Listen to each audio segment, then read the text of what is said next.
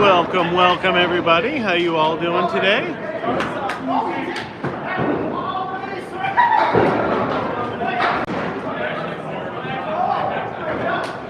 Here we are. Good to have you all here.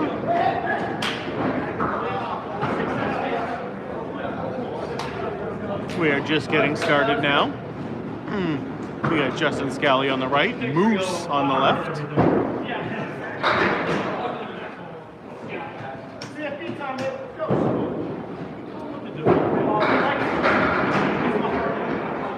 Here we go. Ball one of the night. Justin Scally on the head pin. Good first ball. Leaves two with some nice wood up there. Joanne with the heartbeat. Thank you very much. Moose also on the head pin. Also with two lefts. That wood looks like it's going to be better, actually. That's some nice wood right there for Moose. Not the first time he's heard that.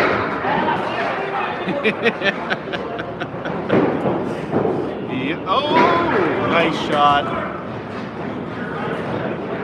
I got a look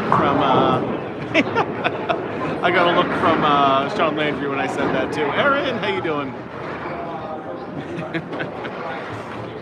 Moose, the self-proclaimed best-looking guy in all of Candlepin bowling. My Christmas was very nice. Yep. We're very quiet. Just kind of stayed around the house, and then we went to my mother-in-law's house. Me and Max jogged over there. Hannah, how you doing? Good to have you here. James, welcome. So yeah, we did. We jogged over to my mother-in-law's house. So it's like about a mile and a half, 2 miles away. Yeah, so we did that. That was a lot of fun. Moose, nice spare.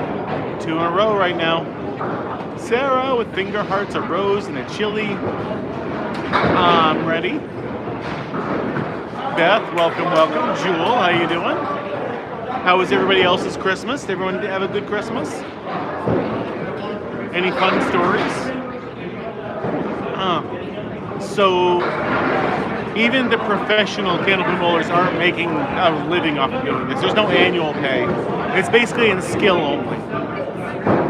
Matt Susi on the left, Matt Susi on the right, John Lascarbo on the left. So basically it's just skill alone. You can make some money, but it's definitely, you still all have a regular job. John Lascarbo on the headpin that time. Left of the big split. Tyler, how you doing? Good to have you here. Susie with a 9.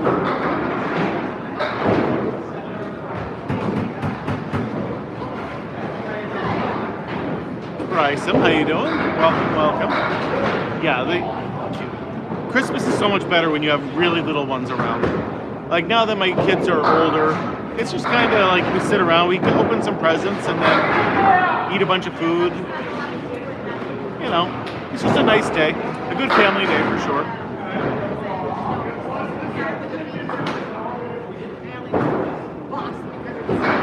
Yeah, I mean, only size 9.5 though. I could never fit into those.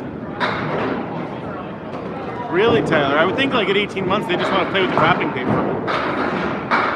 In this area, yes, Candlepin is the most common form of bowling. Oh yeah. Oh my God, he had to have had so many presents then, Hannah. Good evening, Nathan. Good to have you here. No, today we are at River Rock Lanes, Amesbury, Massachusetts. You do see the Canadian flag on the right, but there's also an American flag on the left, signifying the 2 countries where you can find Candlepin bowling.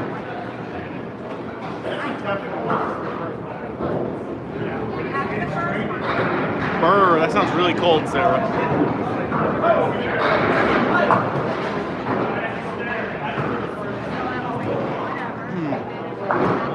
All right, Josh Rio, who I just bowled against on Tuesday night, is there on the right. Just off the headpin. Dom Palladino is on the left. Half Worcester. How many kilogram bowling balls is the one using? I don't know anything about kilograms. I can tell you they're 2 pounds, 7 ounces. So if you want to do that conversion rate, you can.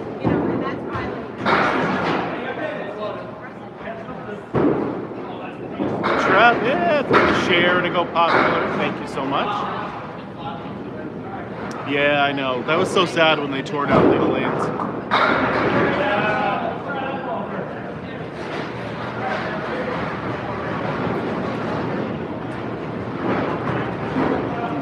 Okay, so the ball's slightly over 1 kilogram.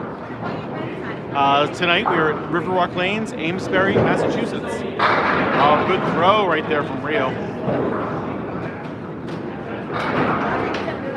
Dom Palladino on the left in the orange. Just off the headbin. SMA, how you doing, Chishy baby? Merry Christmas. It was good. I had a very good Christmas. Is it possible to get a strike? It is possible. It is just not as common as it is in other forms of bowling. It is certainly the hardest one to get a strike in. Steve Fons, as you can read, this is Riverwalk Lanes. This is in Amesbury, Massachusetts. Your average pro bowler only throws about 1 strike per game on average.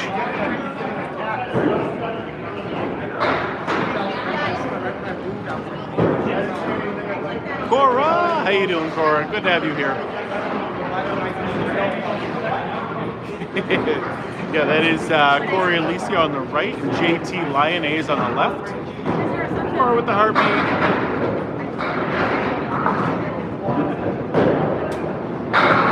Oh, what a strike. You asked for a strike, and there it is, JT.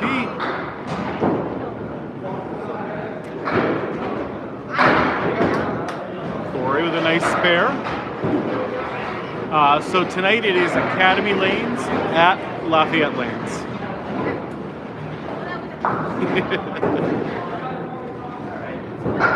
I know, no bullying JT. We know that. Corey with a strike. There we go.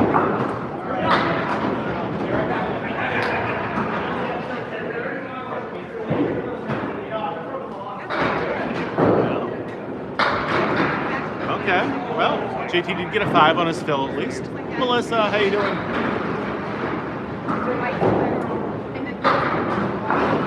Alright. 5 and a 6. Shaking that one off. We got Brian Fuller Jr. on the right against Sean Landry on the left. Yeah, Corey's strike was real fast, wasn't it? That was a pretty one for sure.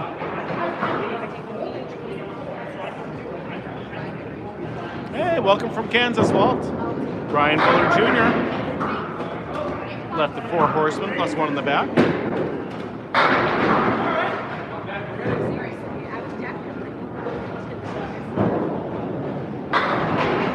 Good try on the headpin.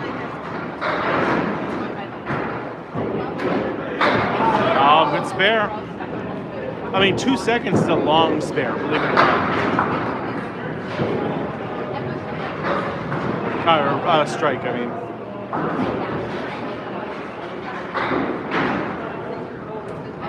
Hey, welcome from New York City. You guys getting a lot of snow down there, huh, Scott?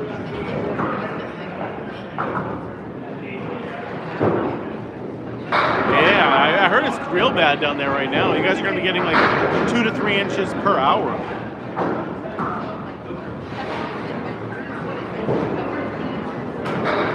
SMA with the heartbeat. He bowled a 301 once. You and Gary. Yeah. Whew. That is crazy. My mother was telling me that she just got a ton of rain and snow in Nevada yesterday or the day before, so I just assume that's coming our way. Yeah, here up in the northeast part where I am, I don't think we're going to be getting much out of this. I think it's all staying low. Christmas was very good yesterday. We basically just hung out with family the whole day. Me and Max went for a small jog. Opened up all my presents, had a lot of food. I think I gained about 10 pounds yesterday, but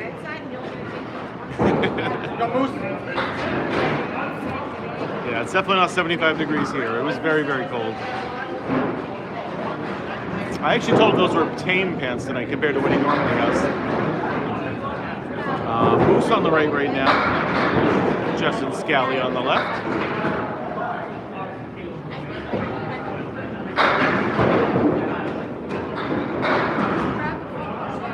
Yeah, no, it was like 10 degrees out today. It was so cold. It's definitely never going to rain here for a little while at least. Yeah, this is the Friday Night Pro League. It is a travel league. So Academy Lanes is here at Riverwalk Lanes facing against Lafayette, the home team. Hey, thank you, TG.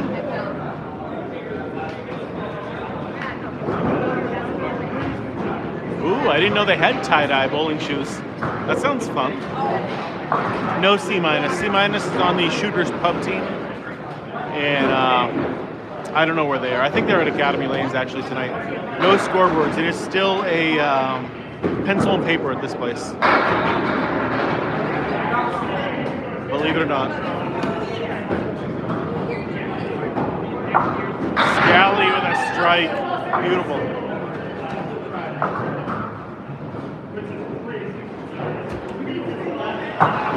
Oh no, pasta. That's terrible. Hello, Queen Alexandra. How you doing tonight? Moose.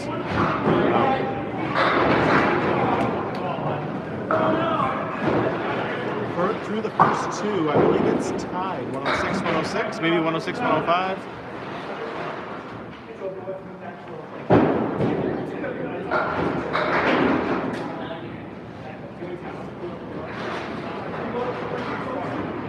Yeah, we can still say Merry Christmas.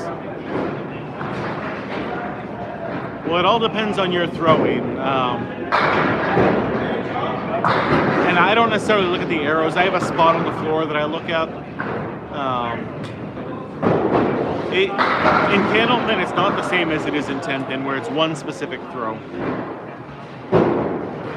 The balls are on the outside. Our ball returns at Riverwalk are on the outside. That's why you'll see them in between frames when they're swapping sides. They will like literally get all their balls and move them from one side to the other. It is true. It is Happy Boxing Day today. You're right. We don't really like celebrate Boxing Day, but it is harder to score than 10-pin bowling. Yes, it is.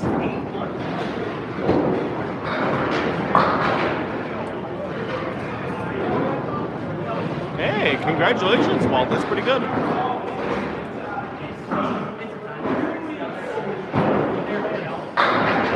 Garbo with a beautiful first ball. 9-pin drop out of it.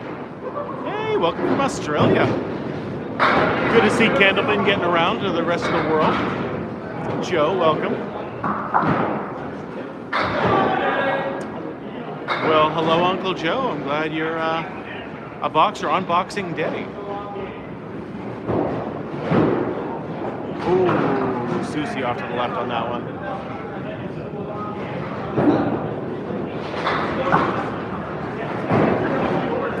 And off to the right. Paul Towers, welcome, welcome. Good to have you here. All right, we got Dom Palladino coming up on the right and Josh Rio on the left.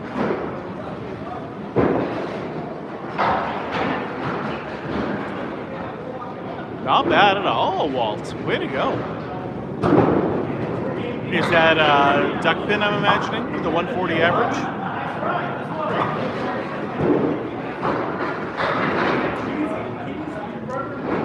Yeah, Riverwalk Lanes has the fastest sweeper that I know. I've never seen one that's faster than this place.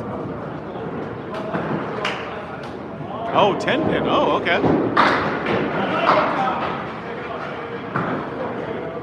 So the scoring is almost the same as 10-pin bowling. First ball is still a strike, 12 strikes is still 300. Spares work the exact same way, one bonus ball out of your next frame added in.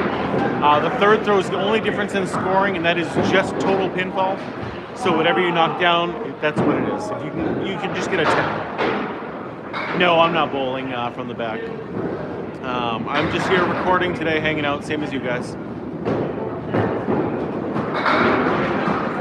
No, this is the Pro League. Oh, we got a flash goal. There we go, 20 gifters to send the heart me. If you're watching and you haven't sent your heart me yet, click on that heart at the top of the screen.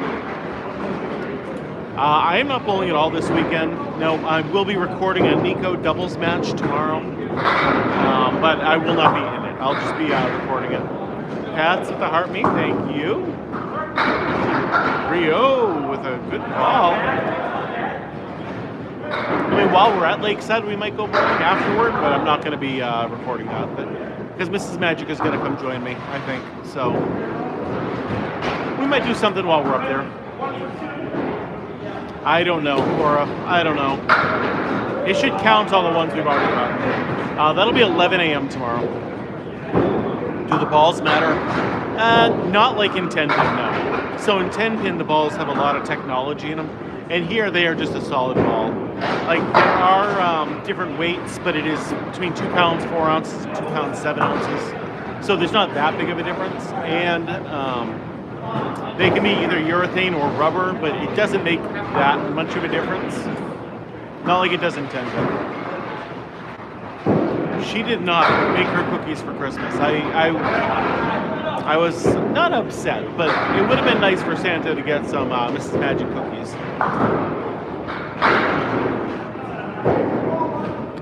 And no, we had some sugar cookies that I had made that we left out. Yeah, the machine in the back can't handle a 10-pin ball.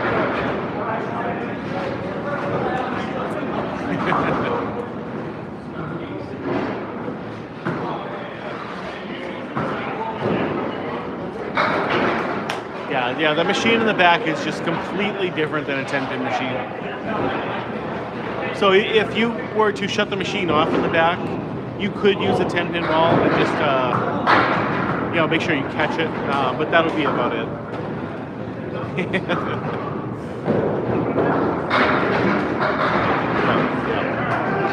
Like, I think Bruns Nick had posted a video where he did that. If you ever want to check that out. Strikes don't happen that often in Candlepin. Your average pro bowler is only going to throw about 1 strike per game on average. My personal high is a 164.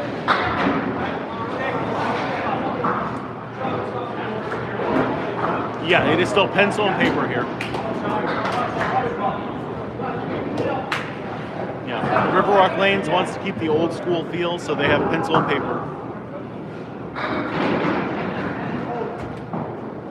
Yeah, that one's been there for a little while. I think I added that one in. Sean Landry on the right. Missing to the right as well, but not bad. Fuller off to the right as well.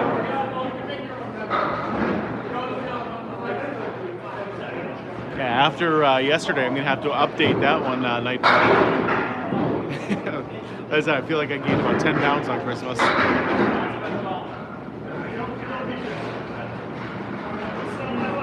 What, still pencil and paper for a timesheet?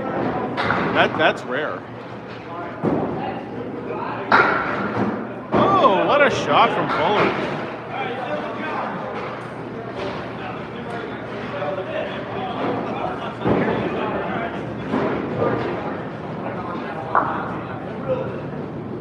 I think you can do exclamation point commands and it will show all of them.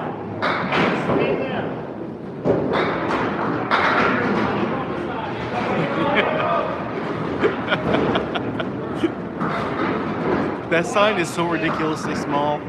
No, I don't think they could do, and then have us still be able to see it. Oh, Fuller not happy with himself on that one.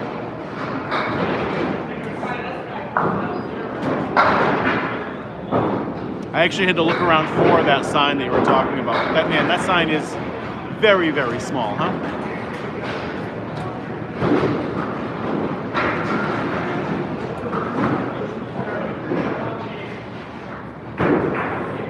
So this is where they're moving their balls from one side to the other, as we talked about earlier. I mean, if you can average 100, you're going to be one of the best bowlers in most of your regular leagues. If you can average a 115 to a 120, you can bowl with these guys in the pro events. And if you can average a 135, you'd be the best in the game.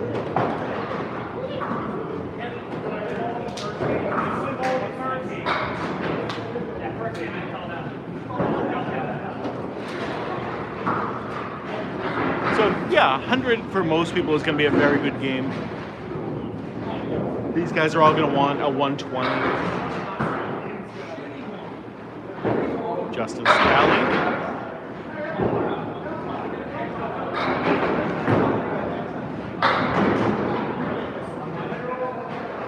Rick's been working nights recently, Walt. What's the highest average in this league? I don't know. I would have to look that up. LaScarborough's going to look it up for you, Doug Fun. As soon as I asked that, he could hear me. He's like, ooh, I don't know. So he's going to go look.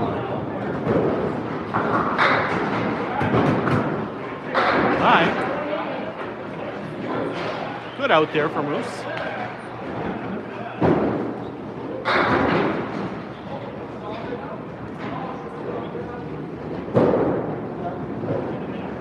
Justin Scally on the right again, on the head pin. Yep, that's about right, Coach Chris. Moose! Oh, that pin was hit. It doesn't want to fall, though. Good evening, Jeff. How you doing? Oh, Jake, it was very good. We had a very good Christmas.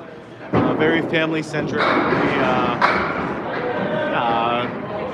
sat around the living room for a long time, ate some breakfast, opened a bunch of presents, and then me and Max, my younger son, jogged over to my mother-in-law's house, met everybody there, and had dinner over there. It was good. Those skinny balls can weigh anywhere from 2 pounds 4 ounces to 2 pounds 7 ounces. Carlos, how you doing? Yes, this is only game 1. Ooh, I don't remember what Rick's. Oh, Rick is making like. Oh, I think he said like small toys of some kind. Like, I don't know. No, you don't have any Candlepin in Detroit. Rick did tell me what he was doing, but I can't remember what it was. But it was a very, very busy time of year for him.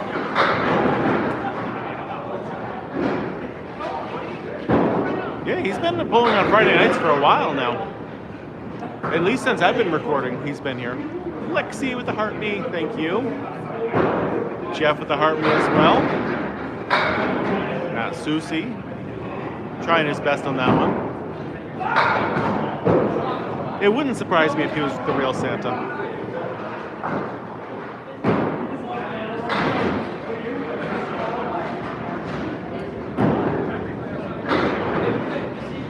He left the sloppy salmon, just the head pin left for John LaScarbo.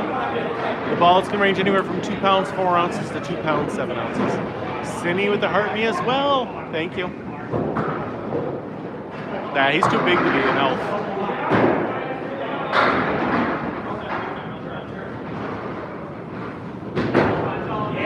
Good throw. Ooh. Okay, you know what? That's not bad right there. That's not bad at all. Yeah, C would be the elf. That is very true. Just the head pin left right now for Susie. What a shot. Yeah, River Rock Lanes wants to keep that vintage Candlepin feel, and that's definitely what you get here.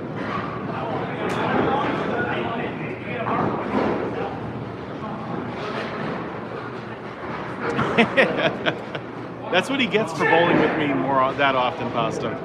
That's what he gets. JT could definitely be the Grinch, yes. It scored almost the same as 10-pin bowling. First ball is still a strike, 12 strikes is still a 300. Spares work the exact same way. Your third throw is total pinfall only. That's the only difference in scoring. Uh-oh, Moose on the lane.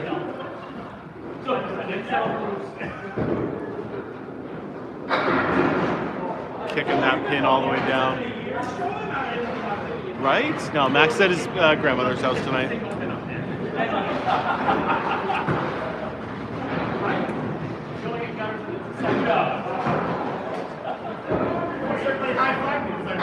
Josh Rio up on the right, Dom Palladino on the left.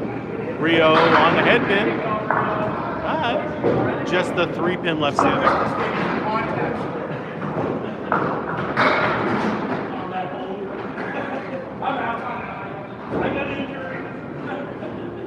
No oil on a Candlepin lane.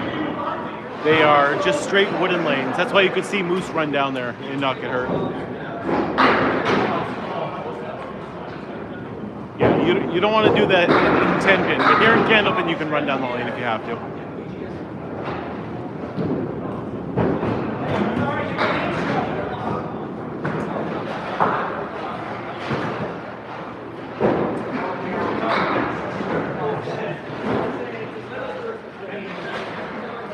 It is hard to be in good health when you're driving a truck. It really is.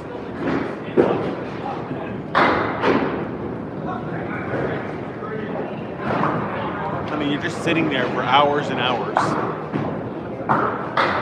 Oh, there's one. So Brian Fuller Jr. gave us the number 8 today. 8. No, that's what we're going for. You're taking the under? Okay. 125, Justin Waters. That's it? Only at 125, huh? So someone asked earlier who has the highest average in this league. It is Justin Waters with a 125. Palladino with a great shot right there.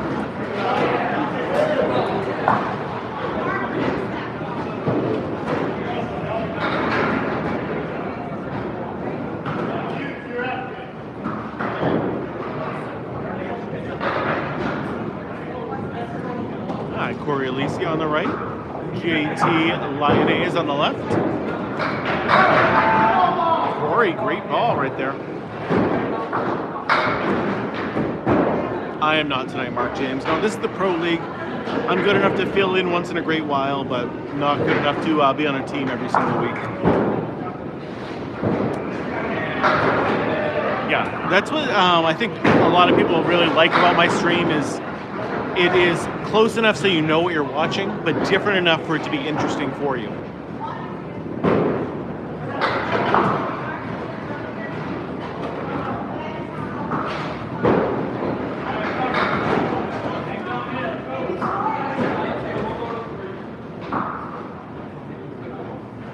We got Corey on the head pin. Whew.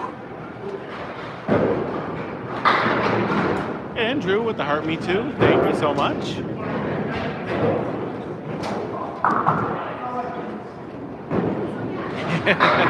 Oh, what a spare for Corey. I definitely don't rip the packs as much as I used to. That got to be so expensive after a while. King Bryce with the Heart Me.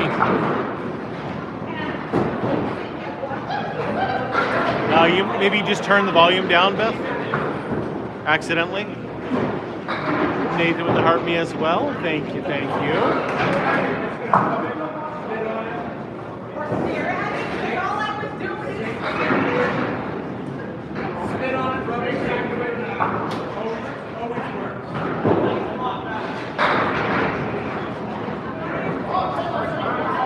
Oh, glad to have you here whenever we can, Gravity.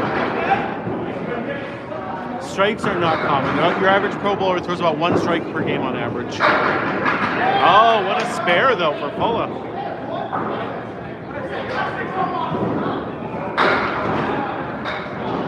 Why is it so slippery when they get close to the alley? I don't know what you mean by that. I mean, you want to slide in Candlepin to get more speed on the ball.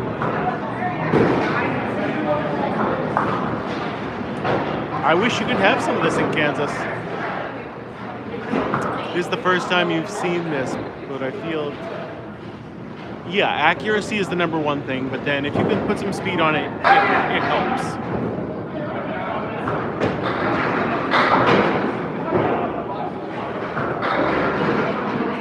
Oh, okay, yep. Yep, that'll definitely do it, Beth.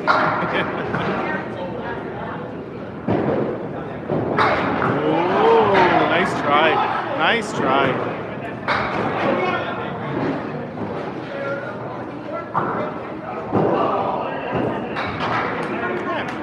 Solid 10 right there. That doesn't count. That doesn't count. I mean, it should, but it doesn't count.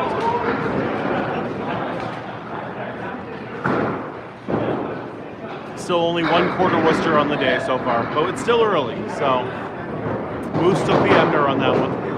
Breezy Bree giving me the follow, thank you.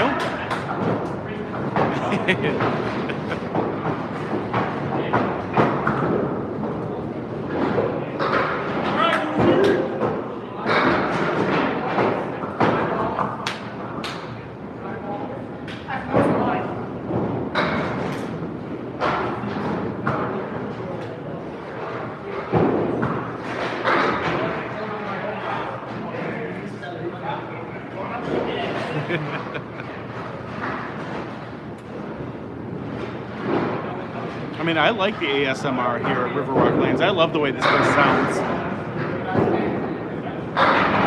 Moose with a strike.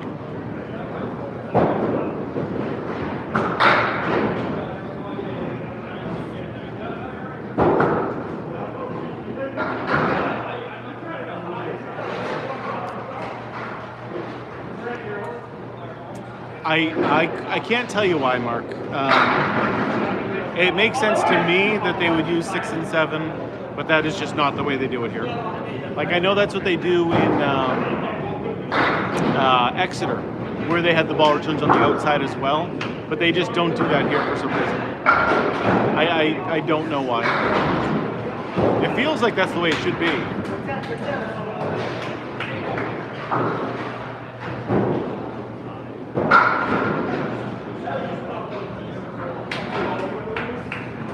Moose working on the strike. Hits the headpin again, but no luck there. Yes, it is 3 throws. First ball is still a strike, second ball is still a spare. Your third throw is total pinfall only, so it's just a 10 if you knock the ball down your third throw. That's true. They've been avoiding the 6-7 joke for for like 30 years now. They knew it was coming.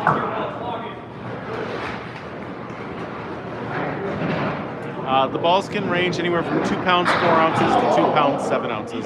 Ouch. That was a great ball from Scally. He just didn't want to go.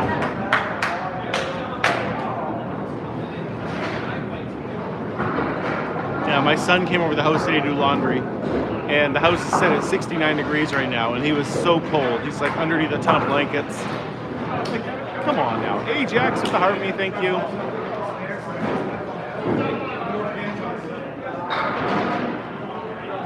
You know what, Sarah?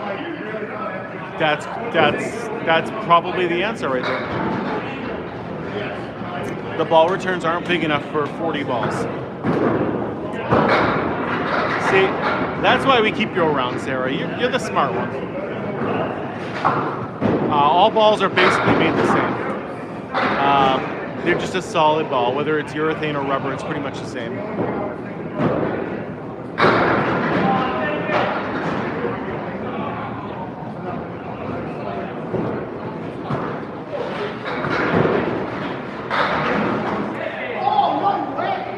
Yeah, your third ball, if you knock them all down, it's just a 10 and that's it.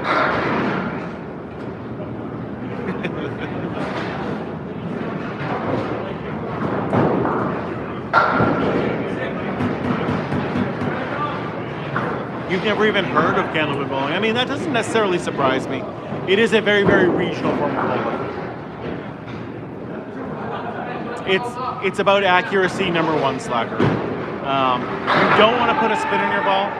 There is still 12 inches between each of those pins, just like there is in Candlepin, but our ball is only 4 inches wide. So you can fit 2 Candlepin balls in between each of those pins up there. So if you did have a big hook on your ball, you might miss every single pin.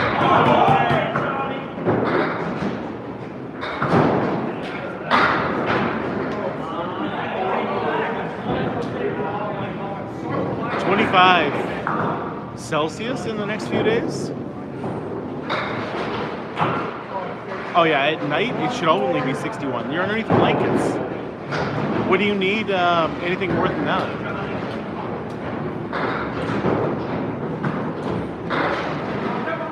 I don't know what you mean by re-rack, Sam.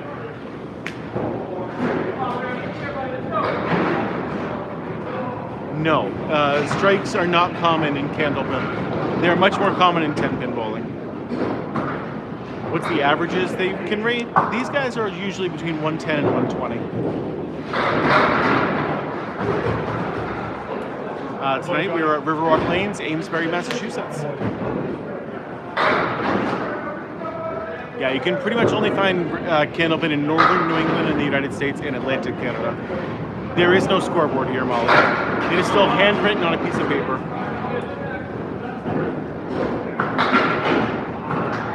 Okay, that's a big drop from 70 to 25. Of course, I would love 25-degree weather right now. It is like 12 degrees outside right now. 10 pins, same configuration as 10-pin bowling. No Mark Ritchie tonight. No, his team is actually at Academy Lanes, facing an Academy team.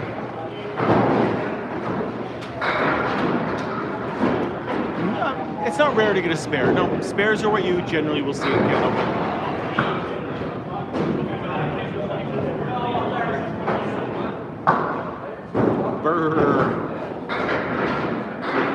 Yeah, Maine gets real cold. Well, why would you do that for your third throw, Johnny Blaze? That was the real question. I know what a re-rack is, but why would you re-rack it for your third throw? That's the part that didn't make any sense to me. It is 60 feet long, 4 feet wide, the exact same length as a 10-pin lane. Any good Christmas presents? I basically just got a bunch of stuff to help me in my exercise journey. I got a weight vest to weigh me down. I got some warmer clothes, like the sweatpants, so I can start jogging in those. Basically just exercise stuff. Yeah, strikes are definitely possible. They're just more rare than 10-pin. Could I 10-pin bowl on this? If you had a different machine in the back, because the machine in the back can't handle a 10-pin ball, but these lanes are the exact same dimensions as a 10-pin lane. So if you want to hand set them all, you could. Yep, I got some basically, I don't know, they look like tights actually, but they're to go underneath sweatpants or shorts, and I can go running in those.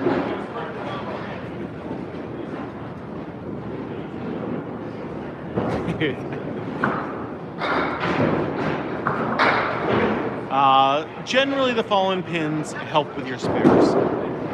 They can be a roadblock in the way also, but for the most part, they help. I mean, we always, in this area, just call 10-pin bowling big ball bowling. A good score in this is 100. If you can average 100 in most leagues, you're going to be one of the best bowlers in your regular league. If you can average a 115 to a 120, you can bowl with these guys. And if you can average a 135, you'll be the best in the game. What did I get Mrs. Magic this year? Mostly clothes, a new pillow. She really wanted a new pillow that's going to be ice cold. And then I got her something else that hasn't shown up yet. So I can't say yet in case she's watching.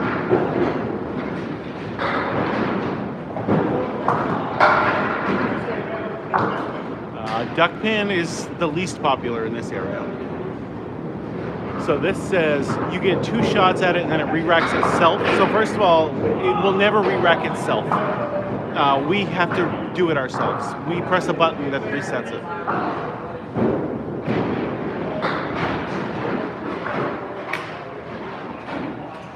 Highest score ever recorded in this game is a 245. It's happened twice.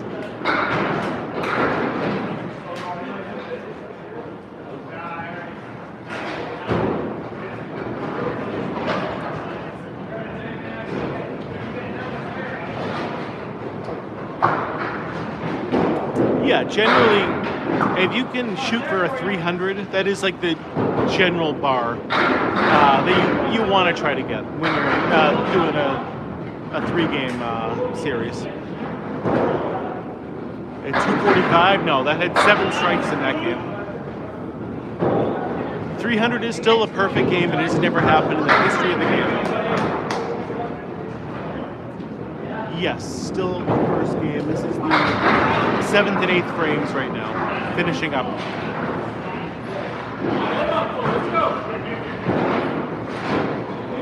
Yeah, that's a 10-pin mentality. Throwing it slower helps. In Candlepin, a faster ball does help. That's why these guys are the pro bowlers, and you see how hard they're throwing it. 7. 7 is the most strikes anyone's ever done in this game.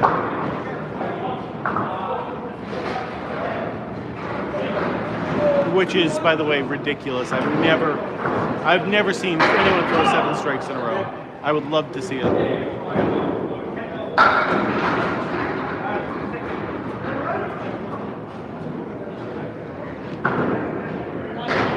You actually do get more because the pins outweigh the ball here. So in order to get them to bounce around to do stuff, you have to throw a faster ball. This game has scored almost like 10-pin bowling, silly mess. First ball still a strike, 12 strikes is still 300. Spares work the same. The only difference in scoring is your third throw, which is total pinfall only. The highest I've ever seen someone throw is a 204. And that was Steve Walker at Leo's.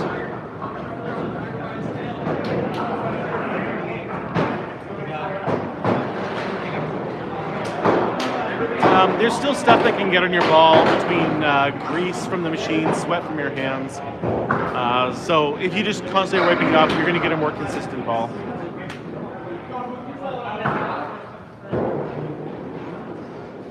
How long has this been a sport? Candlepin bowling actually predates modern 10-pin bowling by about 10 years. Candlepin bowling began in the 1880s.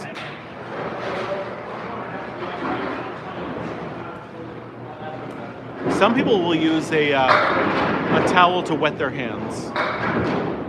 No, this is a league. This is the Friday Night Pro League.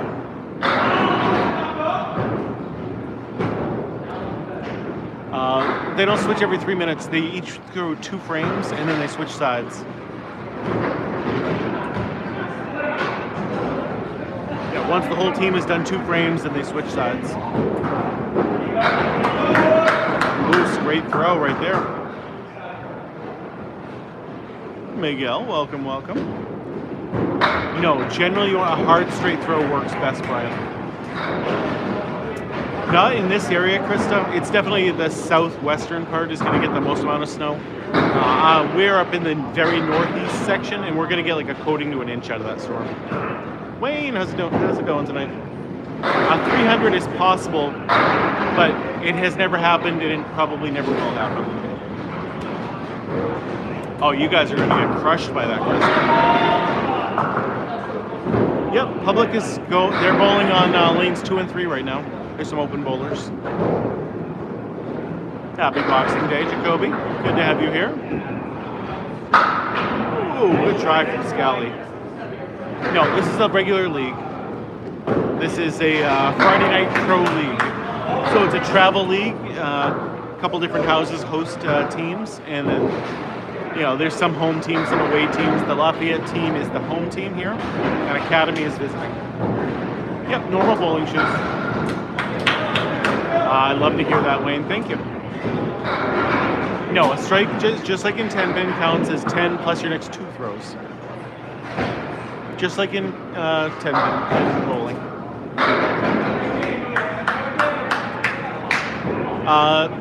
You can, Anthony, like there are urethane balls and there's rubber balls. There's not much of a difference between them. You cannot find any Candlepin in Colorado, I'm sorry. There are 10 pins in the same configuration as 10-pin bowling.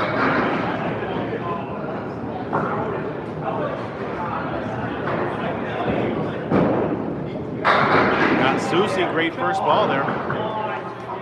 How many times has he left that today?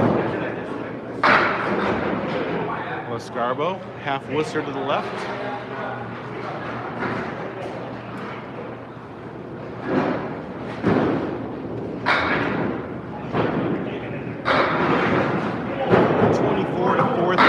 There's a 14-pin difference by the looks of it between the 2 teams right now. I am not bowling tonight, Molly. No, this is the Friday Night Pro League, and I'm good enough to sub in once in a while, but not good enough to be a regular full-time member. There's no oil in a Candlepin lane. Yep, tonight, Bill, we are at Riverwalk Lanes, Amesbury, Massachusetts. We're in America, Adam. Which color is winning?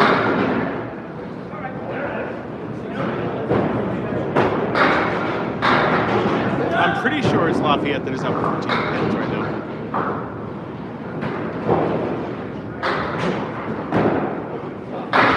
Play a bogey.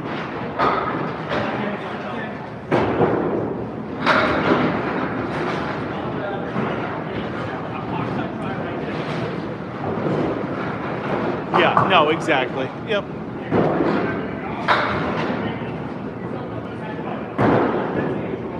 Yeah, that makes sense. You can find Candlepin bowling in northern New England and Atlantic Canada. Clay, welcome. Bogey lanes. We're less than an hour from bogey. I haven't bowled there in a while. How much does the ball weigh? Anywhere from 2 pounds 4 ounces to 2 pounds 7 ounces. All right, Josh Rio on the right, Dom Palladino on the left. Rio on the head pin. Strike. There it is. Great strike. Dom Palladino. Great ball too, but the 4-pin left standing. Single pin for a spare. Pro bowlers should be making these shots. No, that's not me. I can't make these. There was a women's pro league at one point, but it got discontinued. I don't know if there wasn't enough interest or what was going on with it, but it ended, I want to say, like around 2010, 2015 in that area. Rio on the head pin again. Good throw. Big split, though. The floor is like definitely not sticky, but it's not like oiled or anything like that.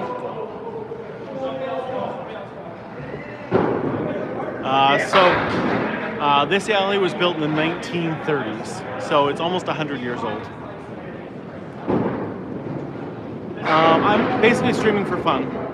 I do record the Friday Night Pro League every single Friday. I record my regular leagues on Tuesday nights and random other tournaments. But I just basically stream for fun. The lowest average in this league? I'd have to ask someone to look that up. But I think it's somewhere around like a 105, 106. Yeah, Candlepin bowling is so much fun to play. It really is. It's a faster paced version of bowling, and I think for especially viewers, it makes for a better viewing experience.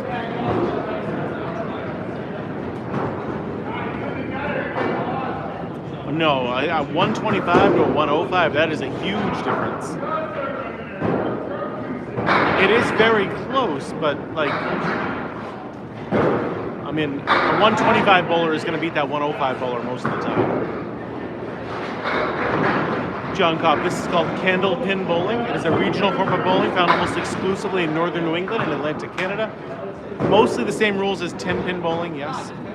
The differences are we get 3 throws instead of 2. There's no oil in the lane, so we leave the fallen pins up there to help make our spares and our 10s. No, there's so many good bowlers out there that the mid-90s is not good enough to bowl in this league. Like, my average is a 107, and I'm not good enough to be in this league. So you expect everybody to have at least a 110. Oh, there's the second one. Second quarter Worcester of the night. It is a 5-man team. And it's just total score at the end of each game and totals for the night. So there's a total of 8 points that can be gotten. What's a full Worcester? That is when you hit the 2-8 and 3-9.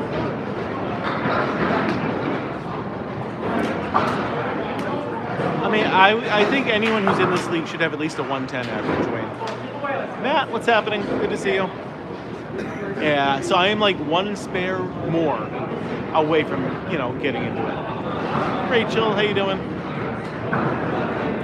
These are called Candlepins, don't panic. I don't bowl in this league, Matt. No, I'm just here recording.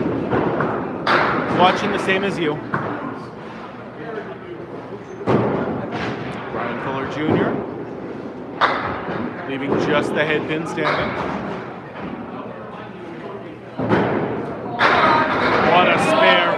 Landry, did it take a lot to get good? It takes a lot of practice. Yes, it does. Yeah. You definitely buy your own set of balls. We buy them as sets of 4 when we buy them, and they are all the exact same weight and same material. Strikes are rare. Your average Pro Bowler is only going to throw 1 strike per game. Rufus, how you doing? Good to see you.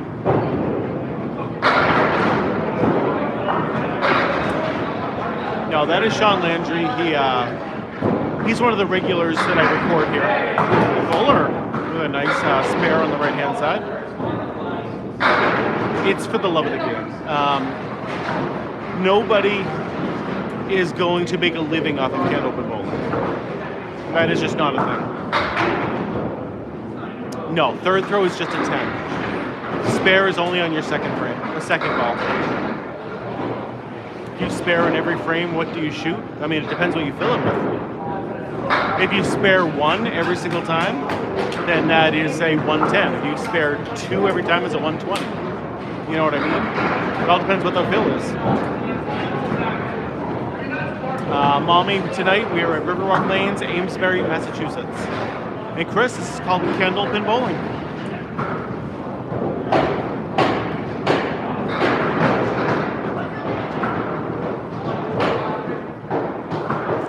How does this compare to duck pin?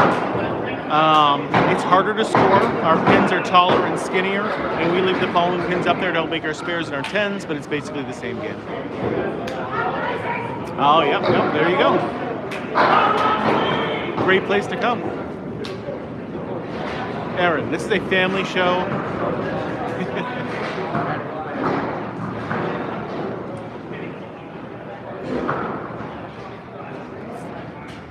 Correct. That is 100% it, Sarah. You're definitely not doing this to make money. You're doing it because you love the game.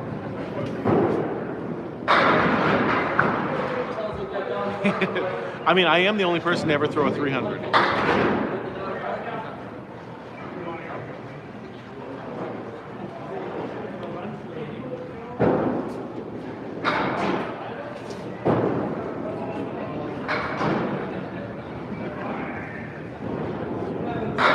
Yeah, like strikes definitely happen. That's Big Moose on the right. He throws strikes.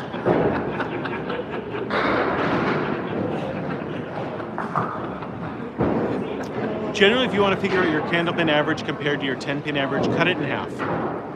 So if you average in a 185 to a 190, you'll probably be, what is that, a 95 average bowler?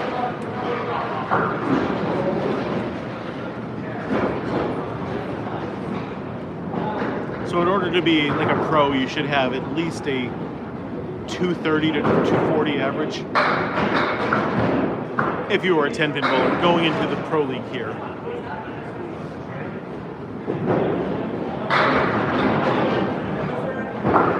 Yeah, with my 300 comment. Accurate 18. Sean, do you guys have the scores for game 1?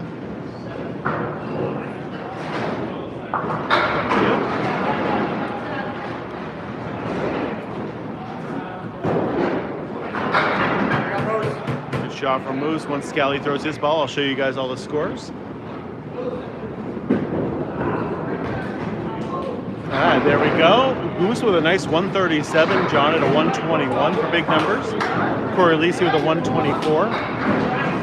It looks like Lafayette wins that one by 44 pins. There you go. Everybody on TikTok. Lafayette with a 44-pin win right there.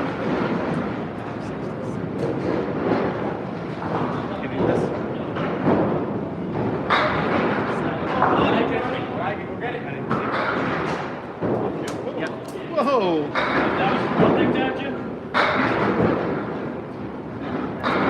Hi. So tonight we are at Riverwalk Lanes, Amesbury, Massachusetts. Shamesbury. You must be from around here then, Mommy. Yeah.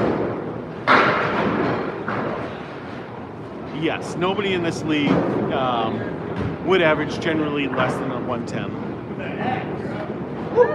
That's how hard this game is, Jens.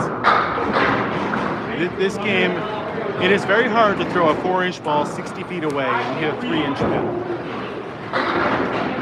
Well, that's what Mommy said earlier. That's definitely what people from around here will say. Shamesbury, Taxbury, there's a lot of stuff that they'll call it.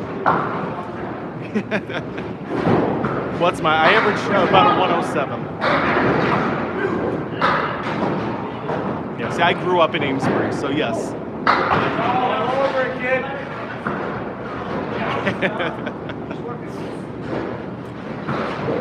I mean, Wayne, we might be able to make that work sometime. Oh, it almost took him. I bowled with different people before who ask. Generally, we just have to plan it ahead, and obviously you pay for the bowling.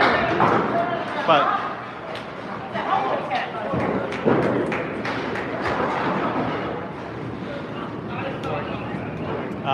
Black Fleet, this is called Candlepin bowling. B-Dub with a bunch of Santa hats. Thank you. And a Heart-Me as well. The Heart-Me's are very important. Joey with a Santa hat as well. I wish I was in front of the camera so the Santa hat would go on my head, but I'm just never like that.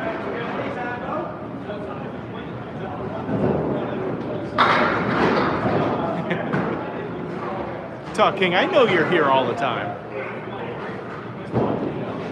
Yes, so your second ball is still a spare, just like it is in 10-pin. Your third throw is total pinball only, so it's just a 10 if you're not going down your third throw.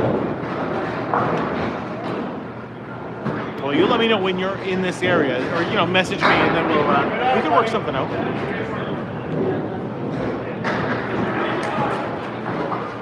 What do you mean by that, Nanks? Like in Candlepin, there is no oil on a lane, so the lane conditions are always the same. Black Fleet, Candlepin bowling. There's definitely plenty of lefty, but they don't get the same advantage like they do in 10-pin.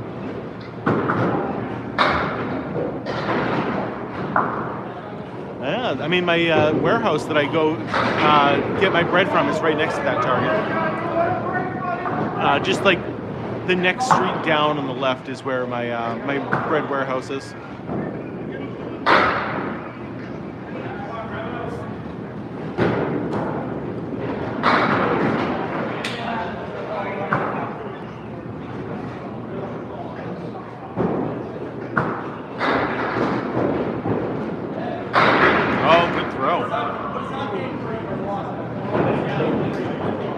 I did. I had a great Christmas. Yep. A lot of family stuff, just kind of hanging around, eating a lot, drinking a lot, being merry with friends, with, my family. I was very happy with it. No, candlestick is not a thing. I am just recording tonight, B-Dub.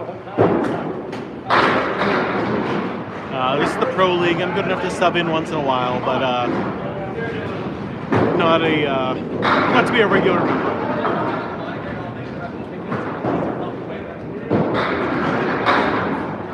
JT just missing right there.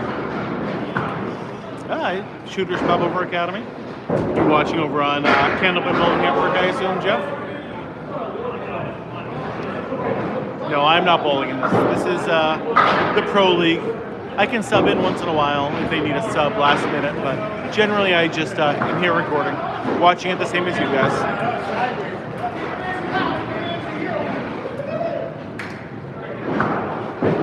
JT on the head pin. Just left the 10 pin. How you doing, Shannon?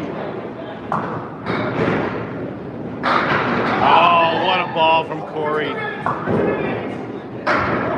Shannon with the Heart-Me as well. Thank you so much for that. What kind of ball are they using? Most of the guys on Lafayette use Comets, but they're using a Candlepin ball. Yep, it's either rubber or urethane, correct. Mark Waller, what's going on, buddy? Thank you for the Heart-Me.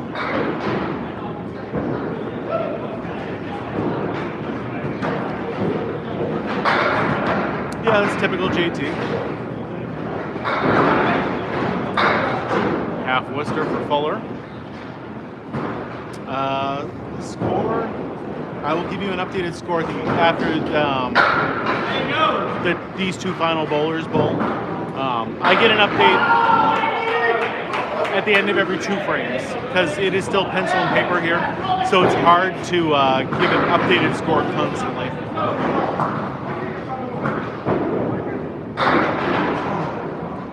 Correct. Yeah, we leave the fallen pins up there to help make our spares and our 10s. So there's actually a button we have to press to reset the lane. Puzzle piece time. Locked in. Just north of Boston. Tonight we are at Riverwalk Lanes, Amesbury, Massachusetts.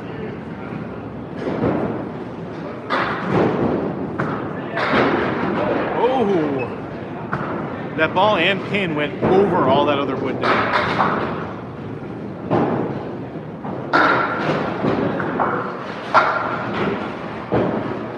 I do not know Xander Jones, no.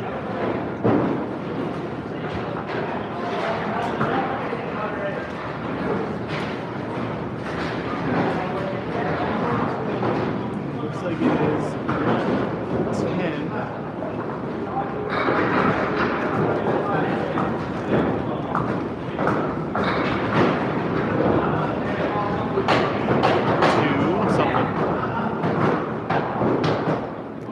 Someone gave a heart me. Who was that? TJ. Thank you so much.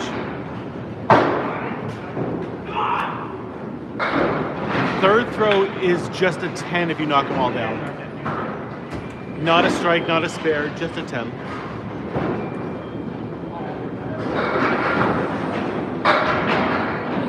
So 110 to 114. 4 pin difference. Sergeant Hartley, thank you. 8.5 pins there for Moose. My Christmas was very good. Yeah, very happy about it. A Candlepin ball can range from 2 pounds 4 ounces to 2 pounds 7 ounces. No, third throw counts for whatever your pin call is. So if you knock 9 down, it's still a 9. 10 down, it's a 10. But no bonus balls.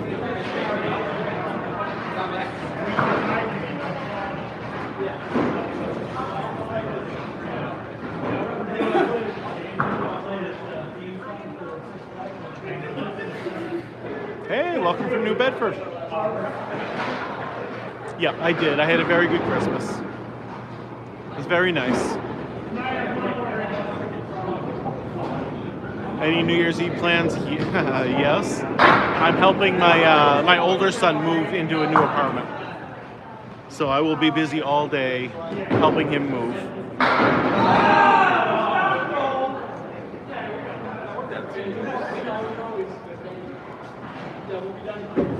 Imagine making your 44-year-old father help you. Hey, welcome from Gardner. But it's fine. I told him he's going to have everything like packed up and ready to go. And then, he's a big, strong kid, so I think it'll be fine. Yeah, a little 8.5 joke.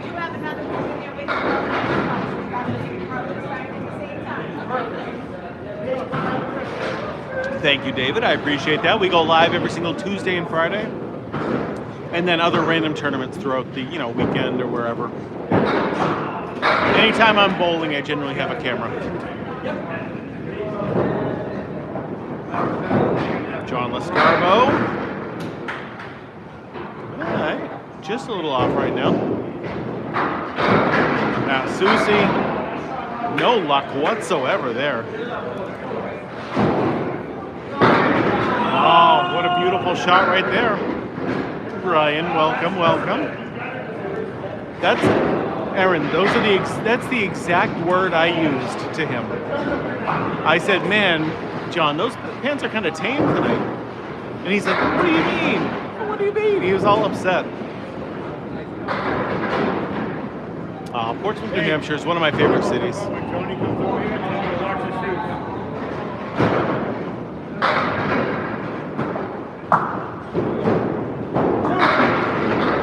Just the diamond now for John.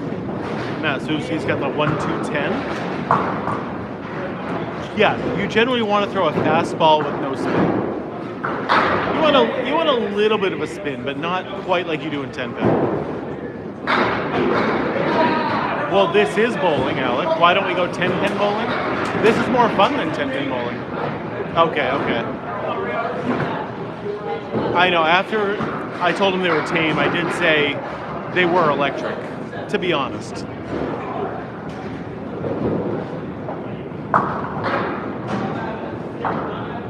Boogie, woogie, woogie. Josh Rio crushes the head pin. Man, another big split. What's that, the 5-7-8? No, shoulder problems are not an issue here. It's more knee issues for most people. Not that shoulder issues don't happen, but I think it's more a knee issue. The balls can range anywhere from 2 pounds 4 ounces to 2 pounds 7 ounces. Yes, a fast pitch softball player would do really well in Candlepin.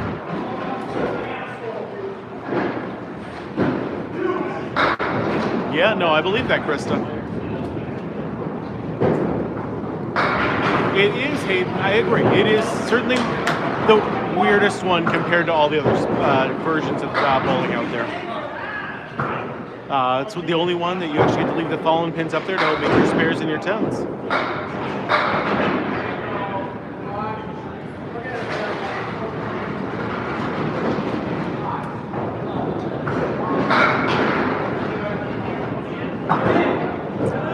So there are 12 inches between each of those pins up there, and the ball is only 4 inches wide.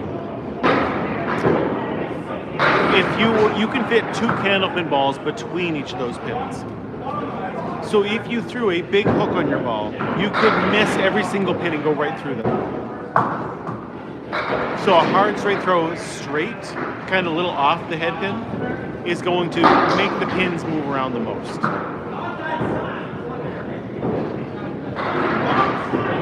The pins also outweigh the ball. So in order to get them to move around, you've got to put a little bit of speed on it. In 10, have I ever seen that? No, I have never seen that because nobody throws a big hook on it. This isn't a strike game. This is a spare game or even a 10 game more than anything else. Yeah, so if you still, there's a line 10 feet out there, right there, called the lob line. Your ball has to make contact with the pin prior to that or else it's a foul ball. Good strike. There's a strike for you right there. This is real bowling, believe it or not, Jace. But yes, I have gone 10-pin bowling also. 300, 12 strikes is still 300. It has never happened in the history of the game.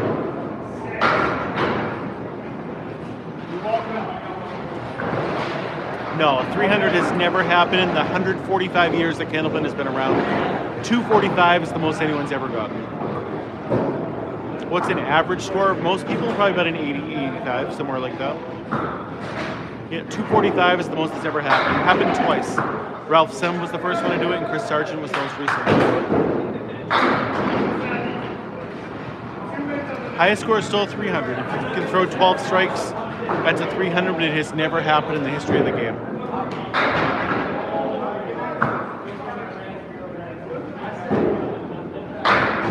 I love hearing that, Kim. No finger holes. Nope, you just palm the ball. Yes, that is JT Lyonnais. He and I did a tournament a couple weekends ago, and we won it. We bowled at Canal Lanes in Southampton, Massachusetts, and dominated from the beginning to the very end.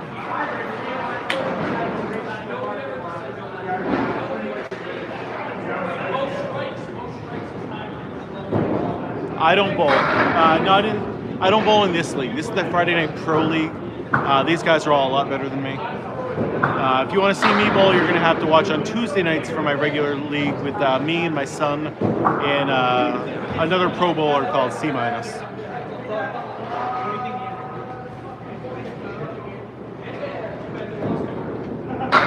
No finger holes in the ball. No, these are just, you just palm the ball.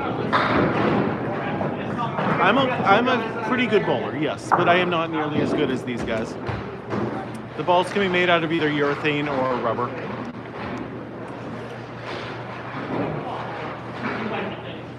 I would definitely not call this a young man's game. No, generally the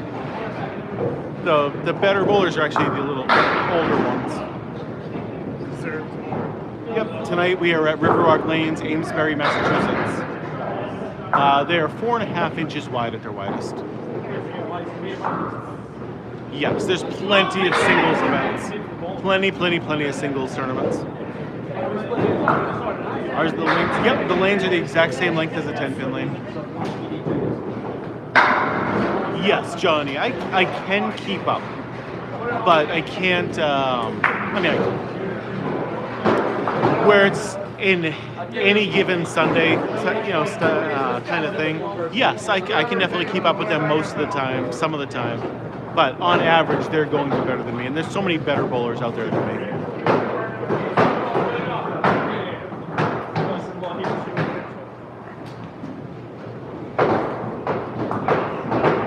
Pins don't break very often, believe it or not. Your average Candlepin lasts at least 15 years. Because the pins actually outweigh the ball. And so they last a long time.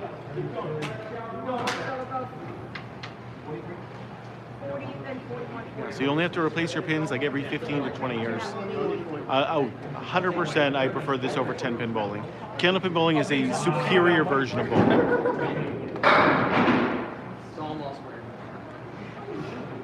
What is the best game I've ever seen someone get is a 204. The only 200 I've ever seen in real life. Steve Walker did that at Leo's Super Bowl in Amesbury, Mass. I mean, clearly there's more right-handers than left-handers because there's no specific advantage to being a lefty like there is in 10-pin. Correct. Yep. They still make pins and balls, but not the pin setters. Take it easy,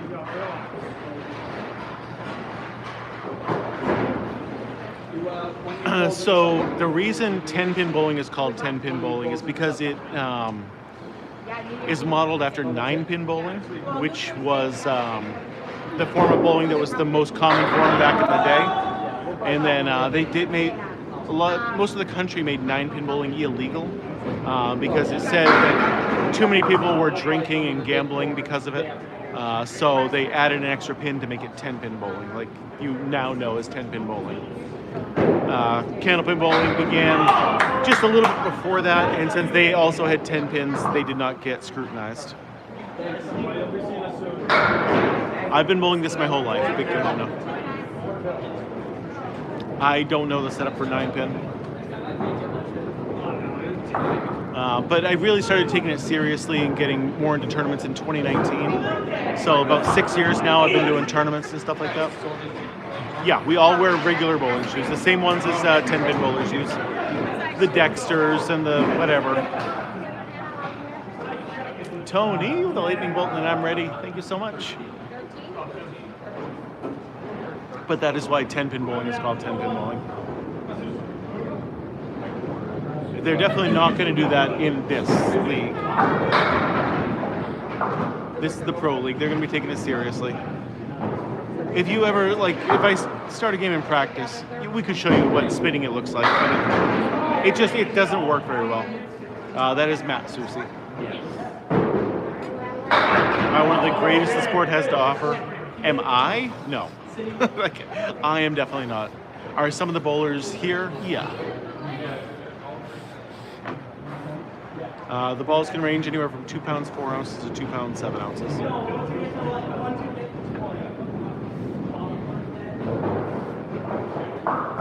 The pins weigh 2 pounds 8 ounces. That's why your ball can't be any more than 2.7. The oranges were winning last time I looked. 243 to 228. Looks like it's still about a 15-pin lead.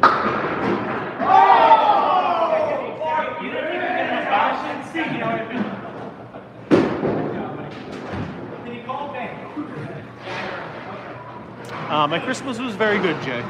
We basically just hung around the house and ate a lot, drank a lot, Open a lot of presents. Very merry, very happy. Me and Max went for a jog. But that's about it. It was very, very laid back day. Highest game ever recorded is a 245. It's happened twice. How does the ball not break? I mean, they're just hitting a rubber pin. You know, they kind of bounce off each other. You have never bowled Candlepin if you got a 256. Oh no, there's a few. You get the one in Bangor Brewer Lanes. There's a bunch up that way.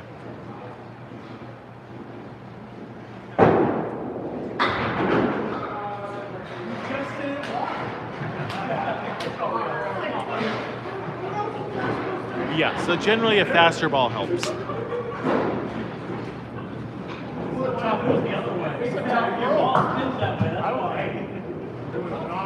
What is the quote around Nathan Alexander's name? Because you did not throw a 256. We know that. So no, this is not. I mean, you can find this in Canada, but no. Tonight we were at Riverwalk Lanes, Amesbury, Massachusetts. These guys generally throw between 30 and 35 miles an hour, would be my guess.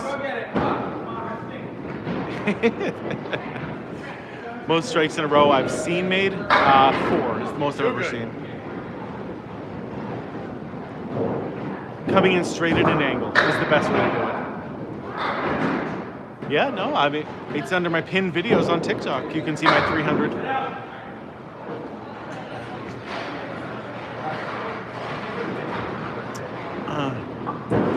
What do I recommend for a new bowler? A hard straight throw right down the middle. Keep everything going straight. Yeah, you get more for your dollar, Mike.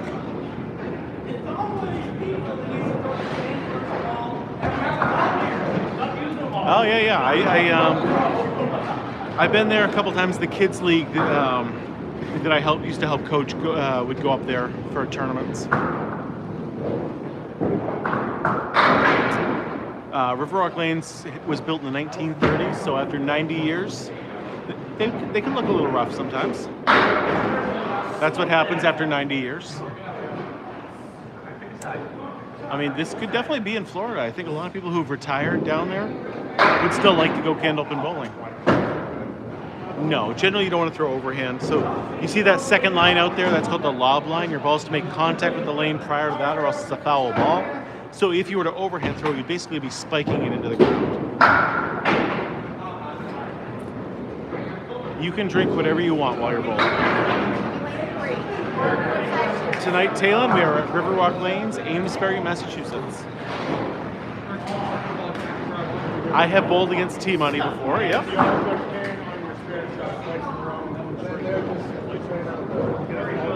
And T-Money is Dom Palladino's father also. JT! Good ball, Jay.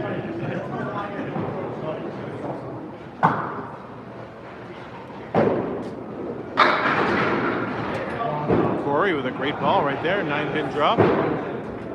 JT finding the hole somehow. No, you can't use a 10-pin ball on a Candlepin lane. The machine in the back just isn't built for it. Oh, that's one where that wood was a roadblock right in the way. JT finding the hole again. 90%. No, generally you want to throw a hard straight throw. You can curve the ball, but you generally don't want to.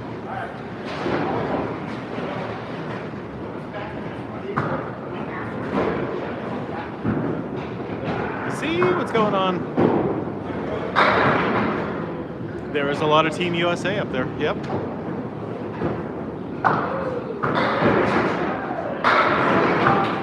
Z with the heart me. Thank you, thank you. Yeah, if you want to try it, Taylor, you're going to have to come to northern New England and give it a try. I don't recommend coming up here right now. It's too cold, too snowy, too icy.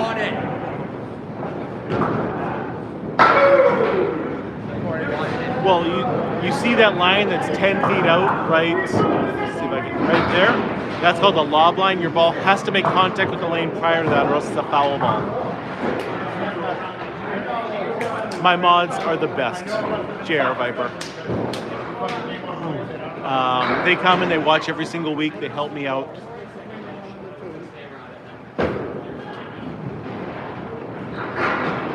Candlepin is played in northern New England and Atlantic Canada.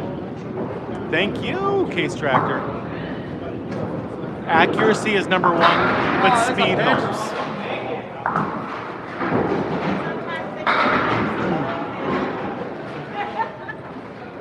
Yeah, Candlepin is a much faster pace of play than 10-pin bowling. I like 10-pin bowling, but when I'm watching it live, like on TikTok or on YouTube, it is so slow to watch.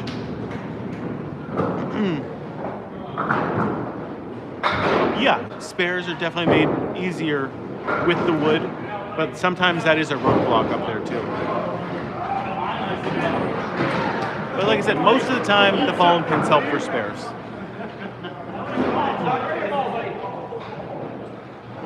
Alright, Sean Landry on the right, Brian Fuller Jr. on the left.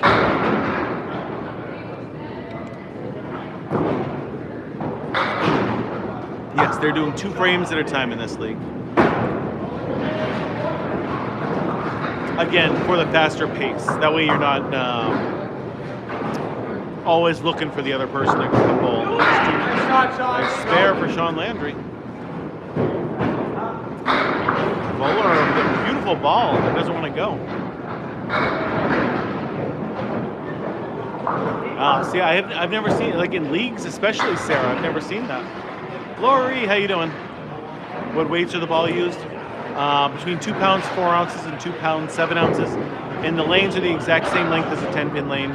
60 feet long, 4 feet wide.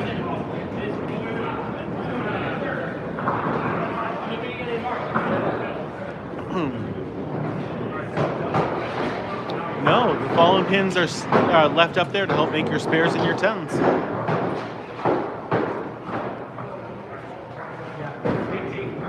CC Girl, this is called Candlepin Bowling.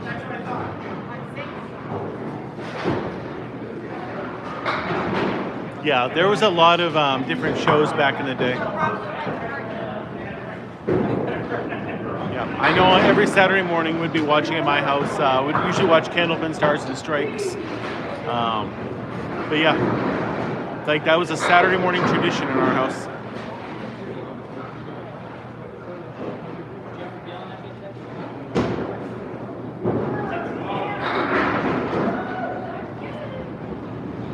Justin Scally.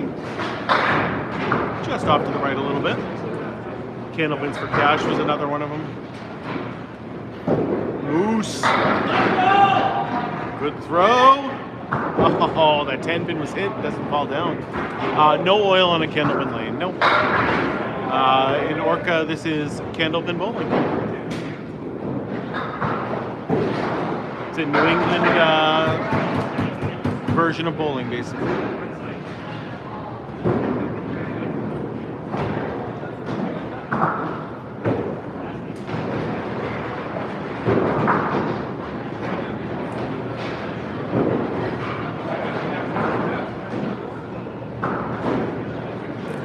Why are the balls so small? We like to make things difficult on ourselves, basically. And the balls can range from 2 pounds 4 ounces to 2 pounds 7 ounces.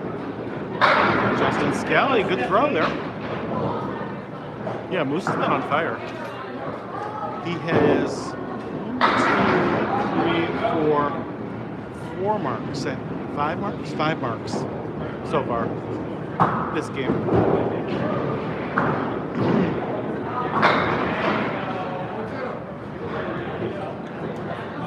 Yep, Candlepin bowling began in the 1880s. Actually slightly older than 10-pin bowling, believe it or not.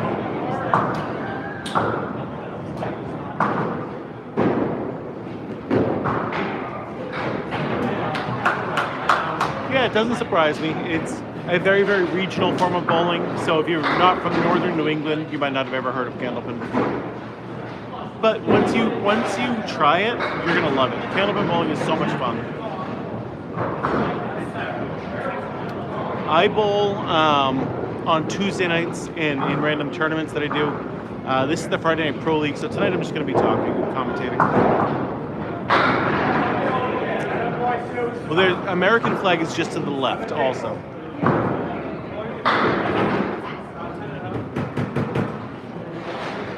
Are you Nick? I know Nick, Susie.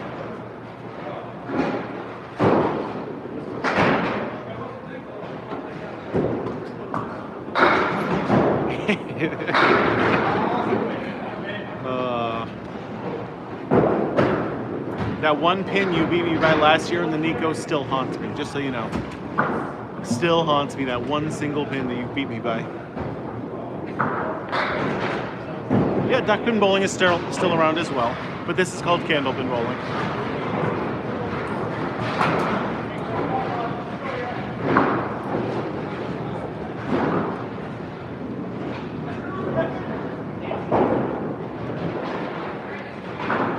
I wish you had it in Texas as well. I wish everybody got to try candlepin.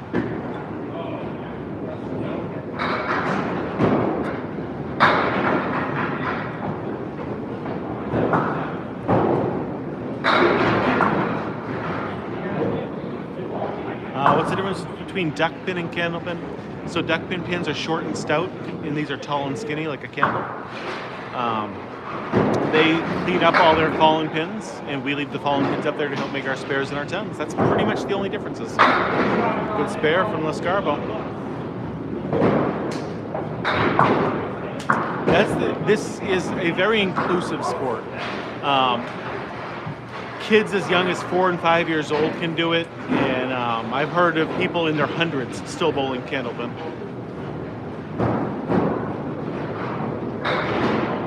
Well, the American flag is just literally to the left of that Riverwalk Lane sign.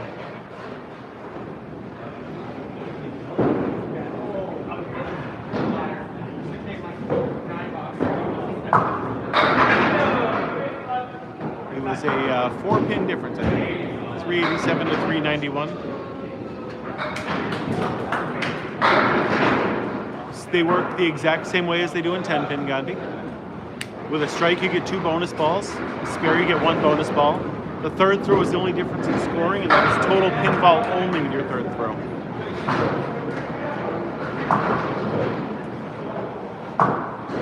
Yeah, it's just being on the show is very difficult, Kevin. So great job. I mean, Anna, we just got to talk to some 10-pin bowling people who own it, and see if we can get some candlepin lanes out there.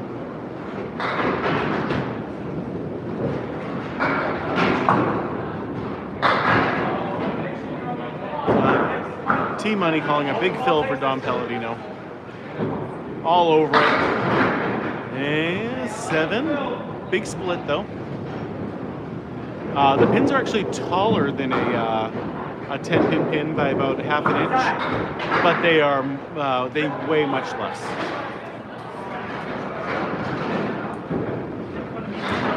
So the one in Maryland it's a 1-day event is what they're doing. It's very sad.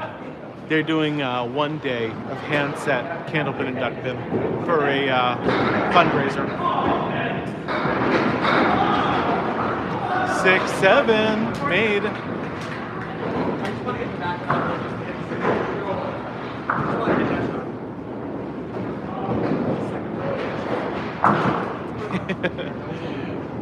First time seeing this, yeah. Make sure you give me a follow then, because we go live every Tuesday and Friday. Any tournaments that I cover. Look at that, Ryan. You ask for a strike and they give you one. Yeah.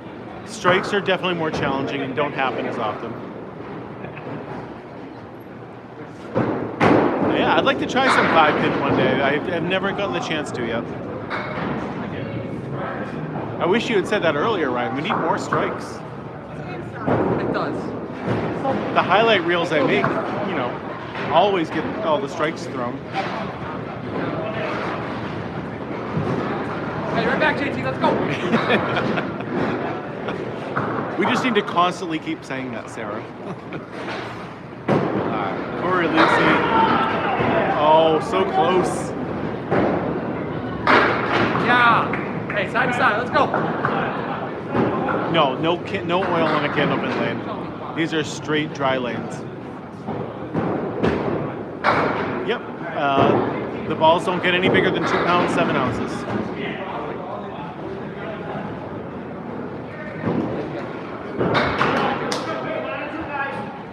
So we do 2 frames at a time. Oh, let it out. So he does do his second frame. Who's the most consistent bowler? That would be Brian Fuller Jr., the guy up on the right now. Consistently a 120 to 125 average bowler. The fastest that someone has thrown a ball. I've heard stories of Keith Beaupre, Tim Douglas throwing 45 to 50 miles an hour, but yes, we get 3 throws. First ball is still a strike, second ball is still a spare. Third throw is total pinfall only. If you knock them all down your third throw.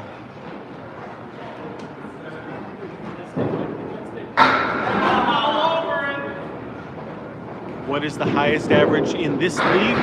It is Justin Waters with a 125. Jasmine, how you doing? Always good to see Jasmine. With a heart, me too. Thank you, thank you.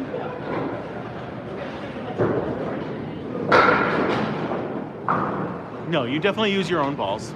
Like, are there house balls available? Yes. Oh, there's a strike for Fuller. But generally, you want the consistency of your own set of balls. Yeah, Candlepin games are very fast.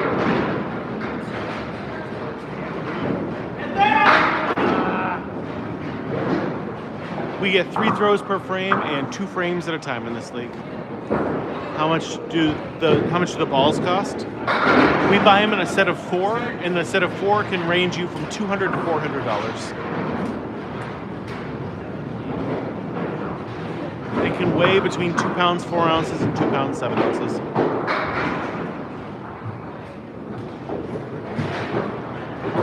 Highest score is still 300. 12 strikes is still 300.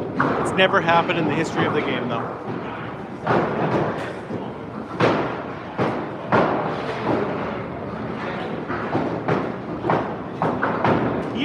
Yeah. Michael, how you doing? I mean, you can buy a used set that are going to be just as good for cheaper. Yeah, all kinds of colors, all kinds of styles. Well, we have 2 more frames to go for this game. As of right now, it is 451 to 478-ish. So the orange team is winning by about 27 pins. Well, Candlepin bowling, not candlestick, but yeah.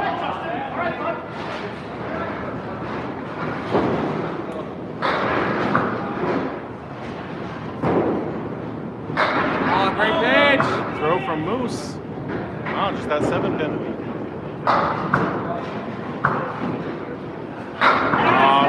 Scally with a great spare to start.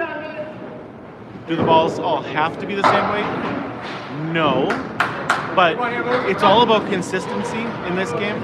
And if you have one ball that weighs 2 pounds 7 ounces and one that weighs 2 pounds 4 ounces, it's going to mess with your consistency.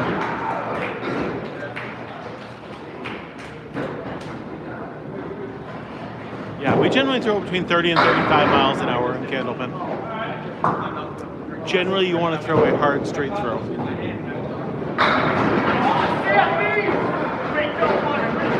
Who is on the top? Like, who's winning this match right now? The orange team.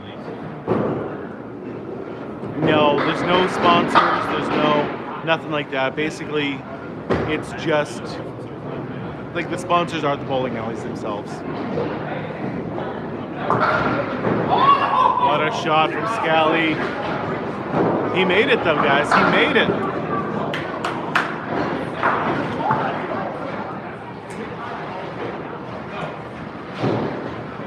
I don't believe there's any in Ontario. I don't know the Canadian part as much, like where it is up there. I know more just the United States stuff.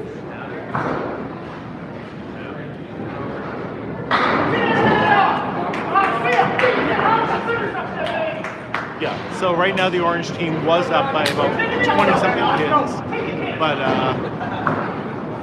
Green's making a comeback right now. To be fair, Aaron, I don't know where Moncton is. I do not know my Canadian geography at all. John Lescarbo. All right. Now Susie with a good throw. Oh, nice piece of wood there.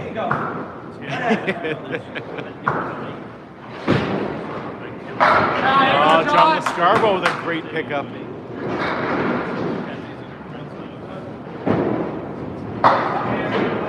Susie with the spare as well.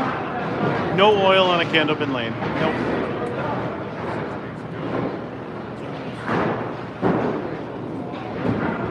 What's the relationship between Candlepin and 10-pin bowlers? It seems like there's a lot of strife between them for some reason. Never on my streams. We always try to keep it nice and light and fun. But definitely the 10-pin bowlers will definitely come in here and try to make fun of us.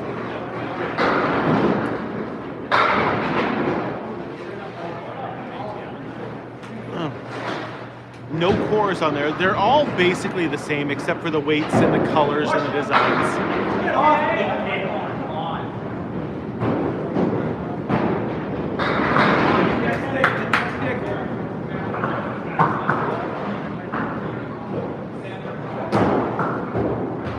Generally, you should always slide. I assume that there's some people that kind of plant and throw, but it is not the best way to do it. The ball is going to be made out of either urethane or rubber, same as a 10-pin ball.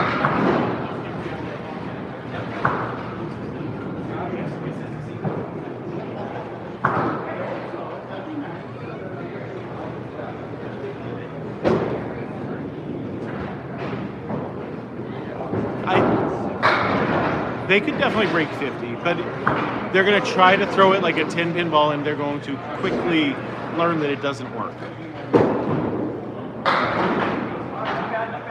Highest sanction game is a 245. 300 game has never happened in the history of the game.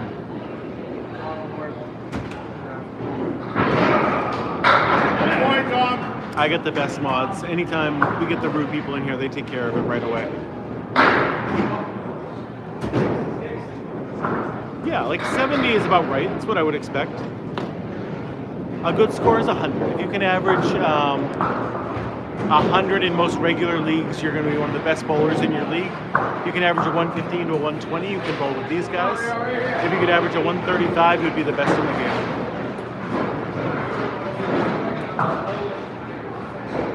Merry Christmas, Bill.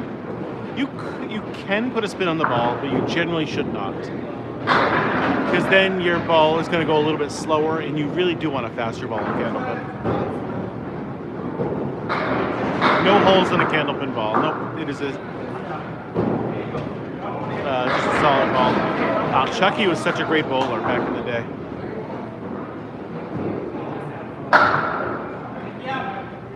Yes, very much so. Different bowling centers all react very differently. There's some, what a shot from Rio. Some houses are a little bit easier, some are a little bit harder. Definitely is a thing. Candlepin began in the 1880s.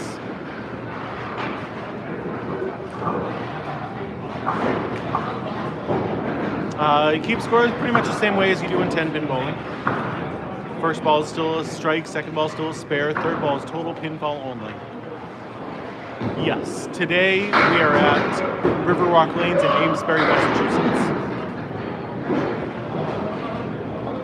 We are actually in the United States, William, and we call it Candlepin bowling here.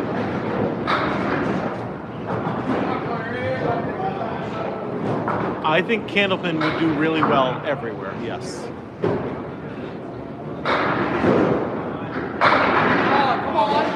Most lanes aren't going to be slightly lopsided. Generally, they're going to be all straight. Like, the lanes themselves should be the exact same everywhere.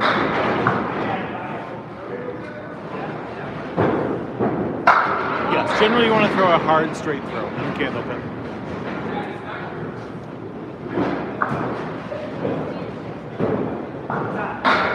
Definitely bowling shoes. If you look to see how much they slide a lot more in Candlepin than they do in 10-pin. So you would really hurt your knee if you were using tennis shoes. Pothead, those are called Candlepin bowling balls.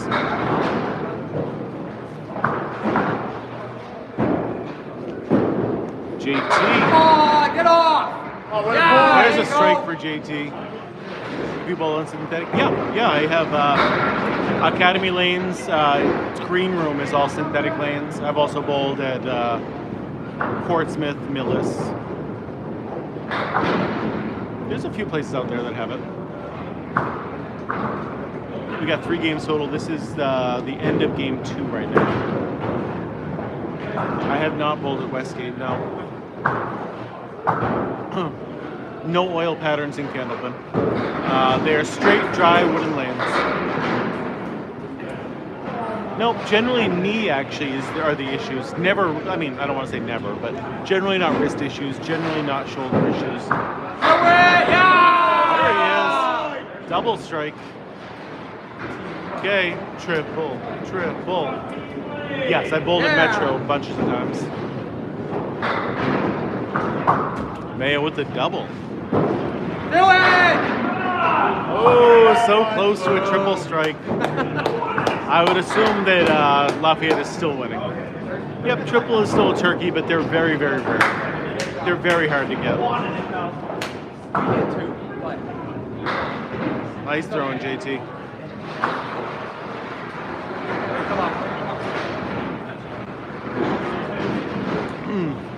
Do I have an alley I don't like to bowl at? I mean, we're not going to call out any bowling alley in particular. So no, I'm not going to say that. No, JT did not get a belt for Christmas. Oh, he is wearing a belt, he says.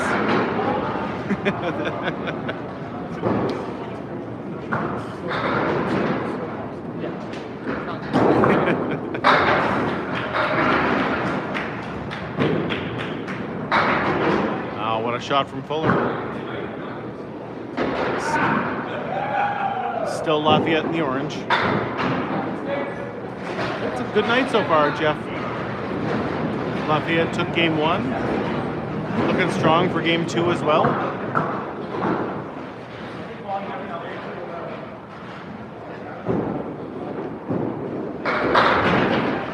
Ouch. 1-8-9. So the lane courtesies in Candlepin are different than 10-pin.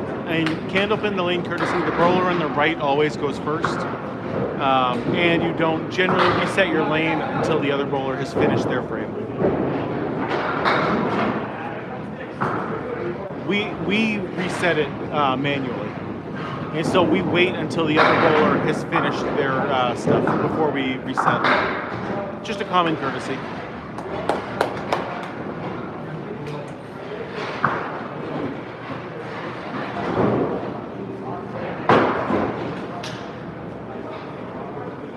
You could go 2-hand, but you generally, again, don't want to. Because the reason you use 2 hands in 10-pin is to get more revs on your ball. But we don't care about revs in Candlepin, and that's going to slow your ball down. They are definitely not automatic, no. No projector here, it's still pencil and paper. You probably saw what, the 189? No, this is a very small bowling alley. There's only 8 lanes here. The balls can range from 2 pounds 4 ounces to 2 pounds 7 ounces.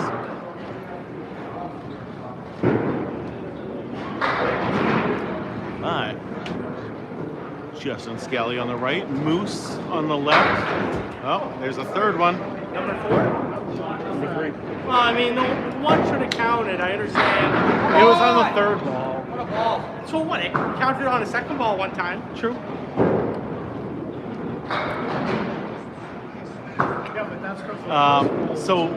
Sarah actually answered this question very well. You couldn't fit that many balls on one ball return. No doubt. There would just not be enough space on the ball return.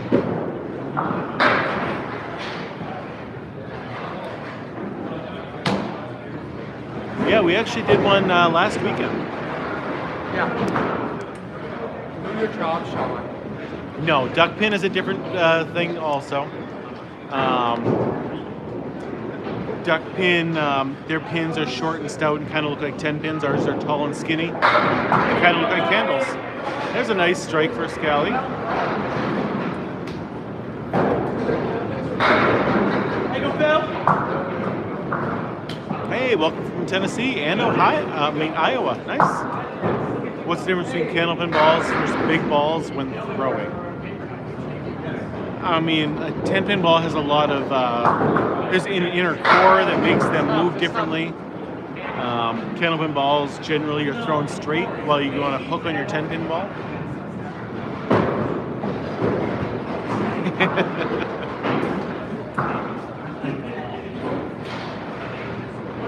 That is just not true, Brandon. These guys are the pro bowlers and they're throwing it fast. If it was better to throw it slow, they would throw it slow.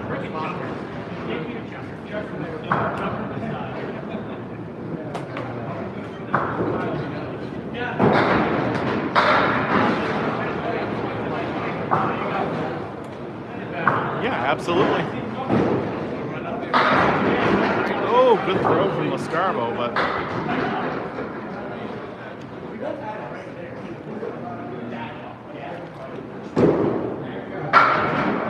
oh, no luck on that one.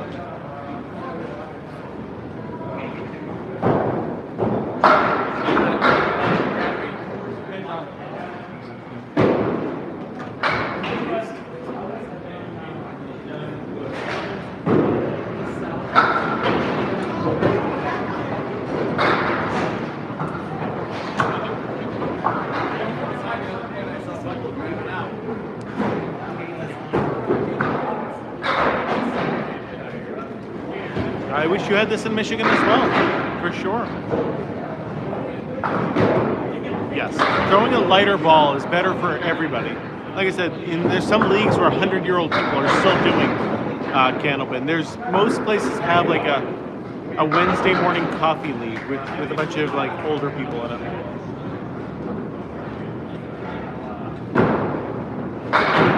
Generally, you want a little bit of an angle. You're not going to see too many bowlers throw it completely straight, because if you do throw it completely straight and you hit the head pin, you can just punch out the 1-5.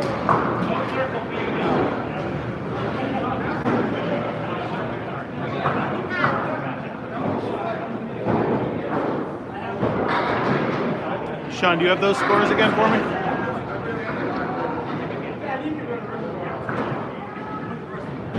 Sean, do you have the scores again? Thank you very much. Oh, Rio with a nice shot. C's team won again. Yeah, there's definitely alleys. If you watch my Tuesday night stream, that has automatic scoring. There's actually one in New York State. There's one up in Albany, New York, called Apex Gaming.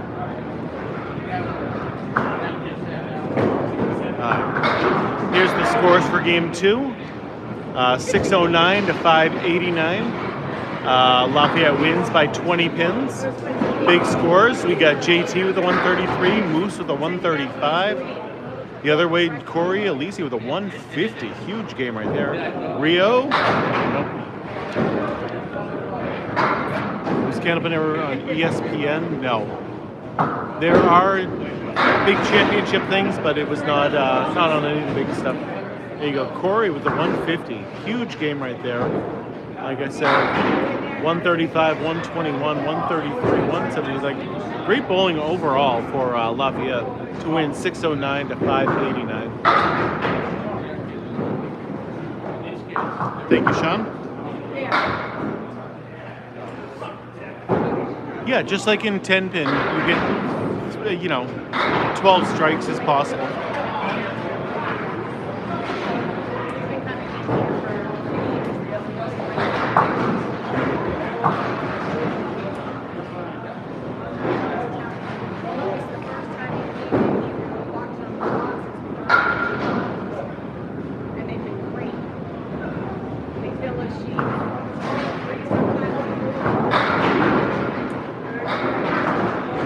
I do not think a 300 game will ever happen. The game is definitely not growing. If it was still growing, then I would think a 300 would happen. But with more centers closing every year, I just don't see it happening. What is the highest score by a bowler tonight? I would assume Brian Fuller would have the highest score of 224. I think that's the highest from anybody here.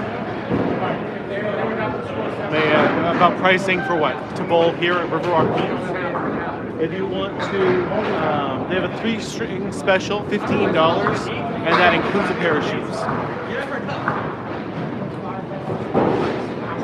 Highest score ever is a 245.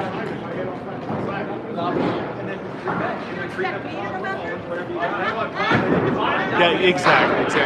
Yep. If the entire country was doing Candlepin, then yes, I do think 300 would happen. But where it's such a small population and it's dwindling, it's just not. I don't think it's possible.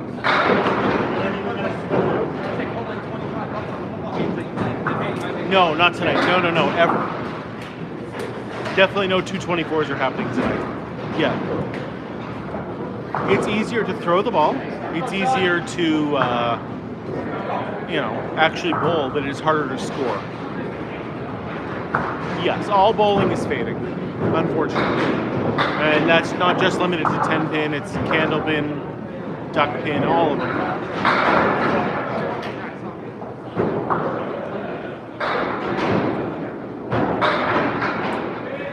I'm doing my best to try to grow it. I just don't think, I don't think it's possible.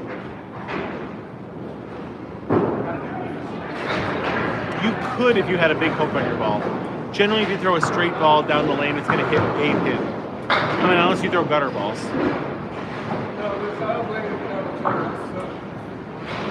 That's one of the things even that draws people to this game is they want to be the best ever.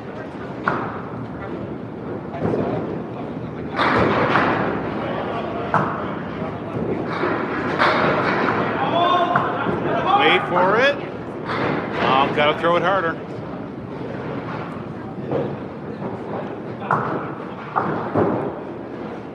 Hey, that's great news to hear, Soren.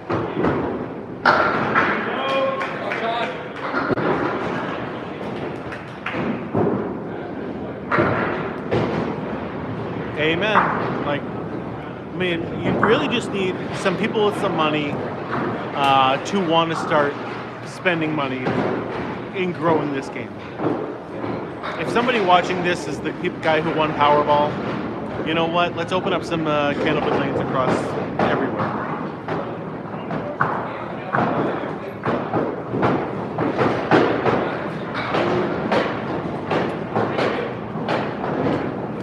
Which lanes do you see higher games at, or lanes with lower games? So just as a general thing, people will say that Portsmouth, New Hampshire, and Millis, Mass. are two very fast houses. Wakefield, Mass. and this place, Riverwalk Lanes, is two of the slower places that are a little bit harder. Yeah, of course I've heard of duckpin. Duckpin's similar to Candlepin.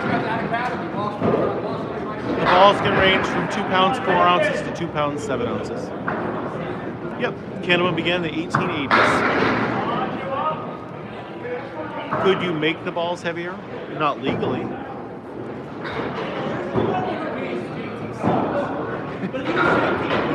There's only one game.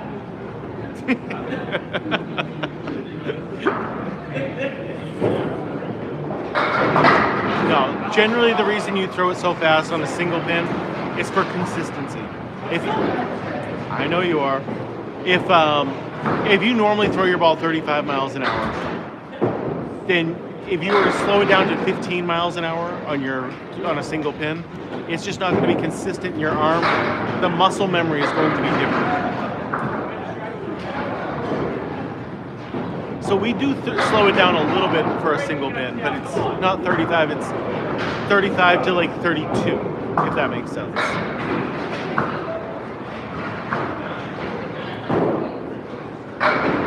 but it's mostly for the muscle memory part of it. Carl with the heart me, thank you so much for that. There you go, Scally, great job.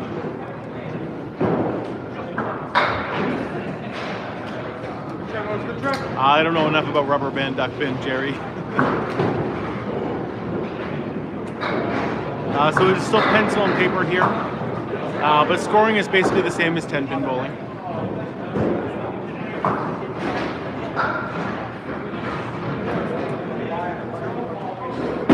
Yes, you get 3 shots. First ball is still a strike, second ball is still a spare, your third throw is total pin ball only.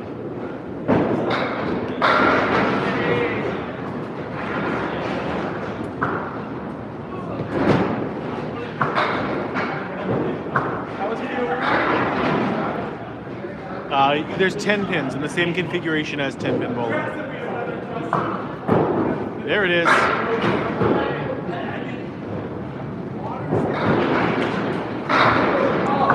Oh, we got the hard one, but not the easier one there.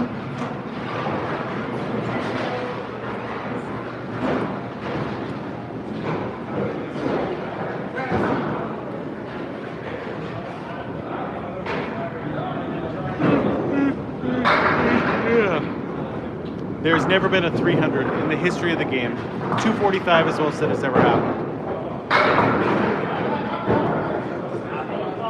No, these pins actually last a very long time. Your average Candlepin lasts about 15 years.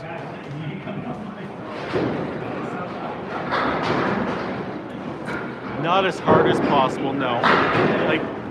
But you do want to hit the head pin at a slight angle with some speed, yes. A pocket isn't really the same thing as it is in 10-pin. Oh, I know. So I wake up very early to go to work. So my normal day starts between 2:30 and 3:30 in the morning. So these late nights are tough on me. Yes, it is strictly Candlepin bowling here. In most of New England, it is mostly just Candlepin. Highest score I've recorded is a 179, a 181. Tim Douglas had a 181. Tonight, Sir Teves, we are at Riverwalk Lanes, Amesbury, Massachusetts. 3 throws per frame, 2 frames at a time.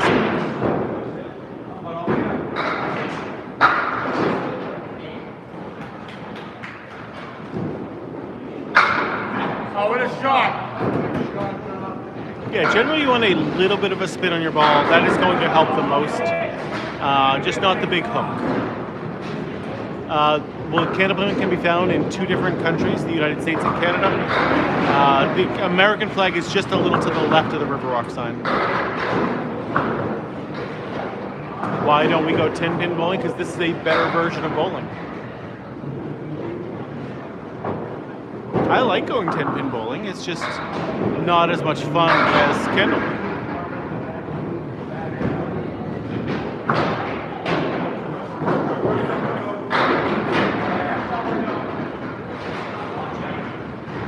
Okay, in this area, this is the normal bowling. What it up, bud? I've done both, and I can tell you this one's better.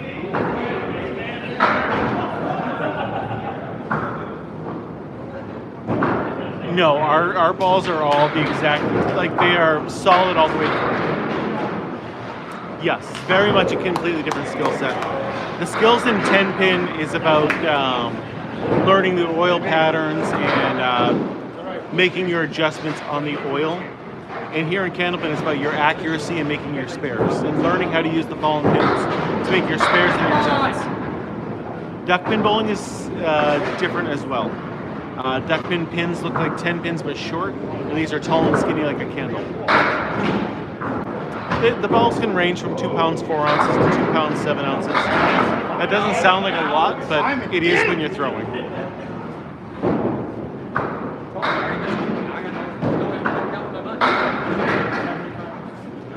Yeah, absolutely. Make sure you give me a follow. That way you can watch me bowl on Tuesday nights and the pros on Friday nights. I'll be live again tomorrow for a doubles event that's going on. Yeah, I use 2 pound 7-ounce balls. I want them as heavy as I can. Krista with the heart me, thank you. We did, Matt. Yep. Christmas was very fun at my house. Yep. A lot of food, a lot of drink. I think I gained about 10 pounds in one day. 11 a.m. tomorrow. No oil on a Candlepin night, ever.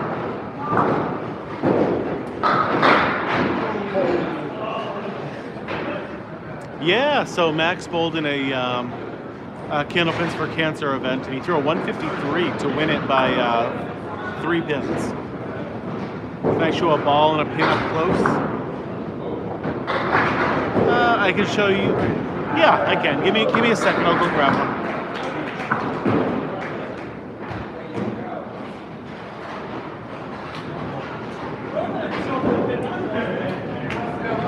I didn't hate anything he did.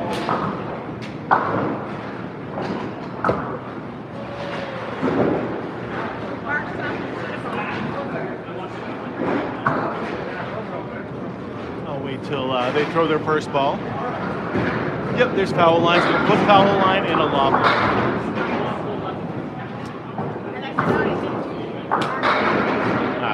Everyone on YouTube, this is what a Candlepin ball looks like. This is a house ball. Fits right in the palm of your hand, just like that.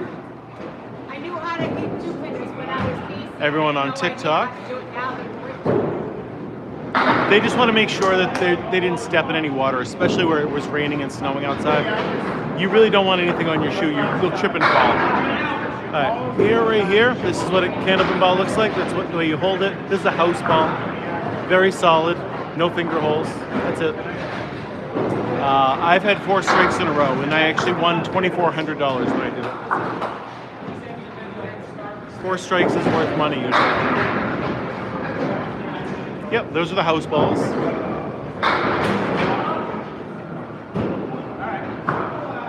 Yeah, so especially if you leave your foot cover on, that's another reason why they do the practice slide. Here's what the Candlepin looks like. It is 16 and 3/4 inches tall. As you can see, it's much bigger than my hand. That's the caps at the end. There we go. Everybody on TikTok. That's what they look like. 16 and 3/4 inches tall. No, there was never any Candlepin in Michigan. Yep, same shoes as 10-pin shoes. Yep. No, you need bowling shoes. That's why we slide. If you had regular like sneakers on, you would stick. You would get hurt. Yes, you generally throw it underarm. You're not going to throw it on the side. I think that would probably hurt. Yeah, it can look like a giant pill. We'll put these back now.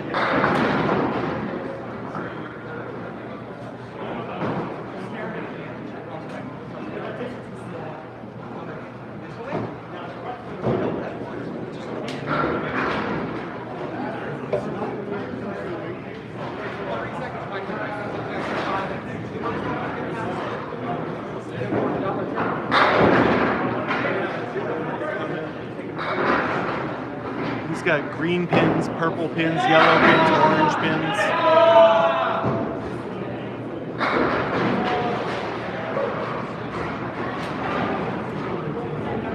Just Scally with a great shot.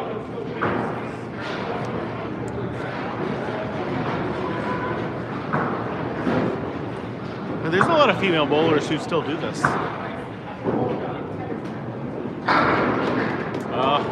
I mean, still, that's pretty impressive, JW. Yep, there is no top and bottom to the pins. They can be set either way.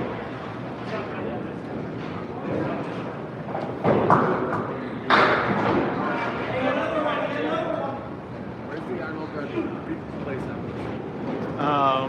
It's in Wilmington. Yeah, Ballard Vale Ave. Right off of 93. Yeah. Not every meeting, but quite a number of them.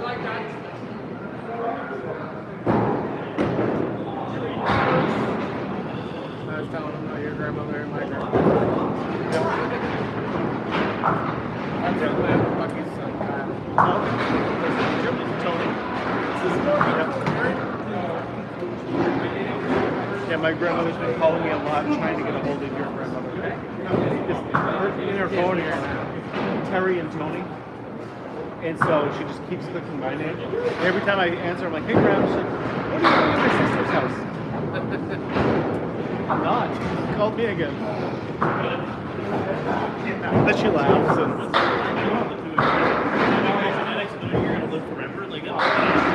And it's only the women. The women live forever.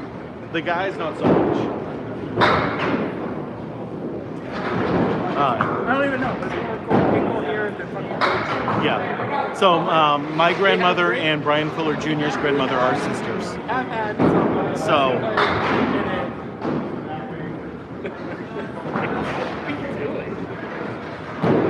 I've never heard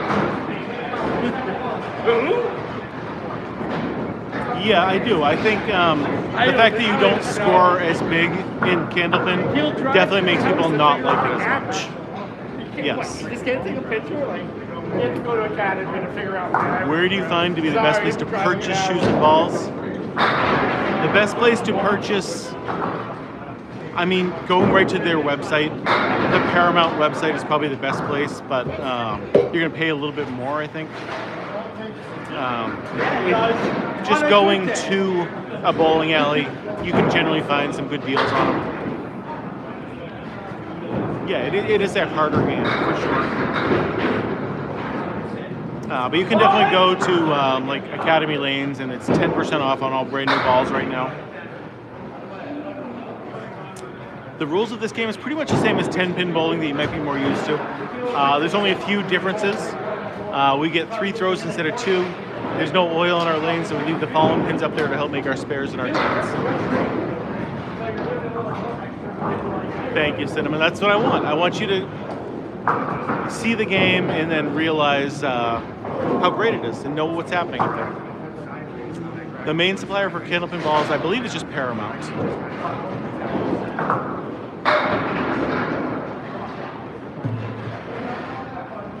Yep, exactly. You can go to any shoe store. You can go on Amazon and buy them. So, you know, no oil on a Candlepin lane ever. Andrew, how you doing, bud?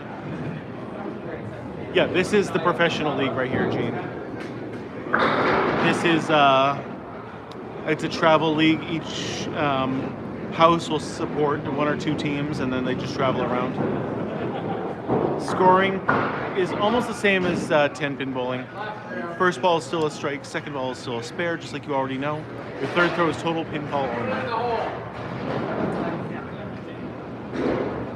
No oil, that is correct. No oil on a Candlepin lane.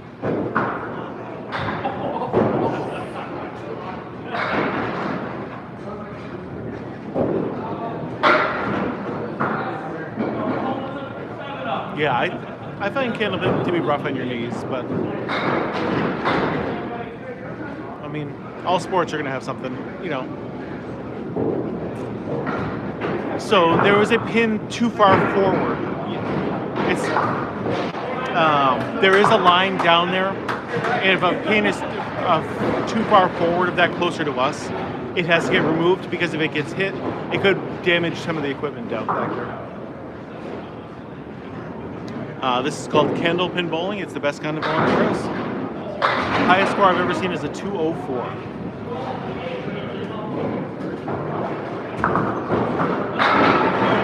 Good 9-pin drop for Dom Palladino. How did he get that pin? He just literally went down there and grabbed it. Oh, so it was too far forward. It was removed earlier.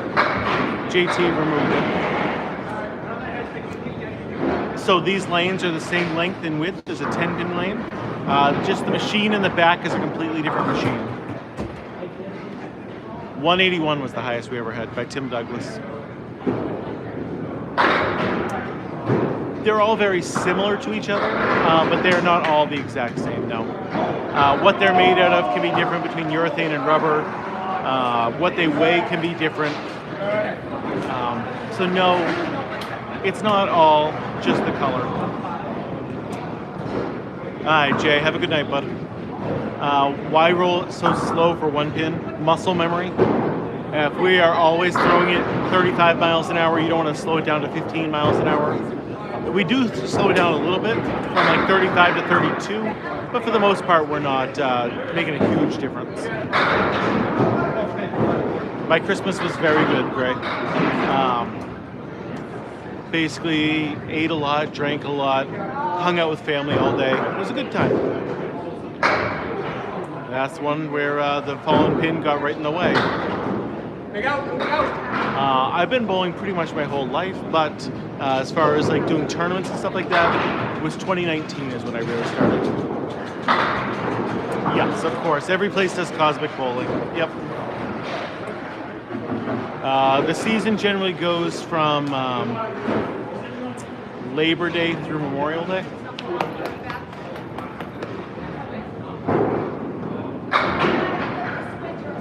This is called Candlepin bowling, Banana Man. Get it. How do you strike? You throw it hard and straight at towards the head pin, and hope for the best. I played the gutter. My high game during the 9-pin event, I threw a 143, I think. Hey, that's awesome, Ashley.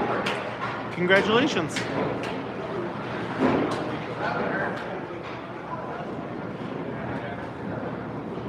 Here we go, Sean. Let's go. Yeah, this is still pencil and paper here, mister. Yes, so you generally, you usually want to get that done like once every year or two until they lose their weight. Because by resurfacing it, you lose weight on your ball. And after a while, they just become too light.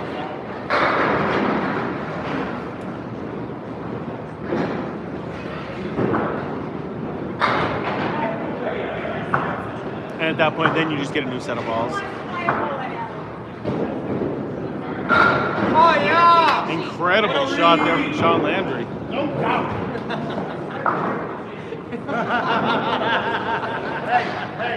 Softball is a little bit bigger than a Candlepin ball, I think. Not much bigger, but just a little bit. If you ever played bocce, it's about the same size as a bocce ball. Crystal Ann with the heart me, thank you so much. No, so the machine in the back can't handle a 10-pin ball. It's just a different machine. So I've seen people do it before, but you have to get the machine shut off in the back and basically catch the 10-pin ball before it goes in the machine.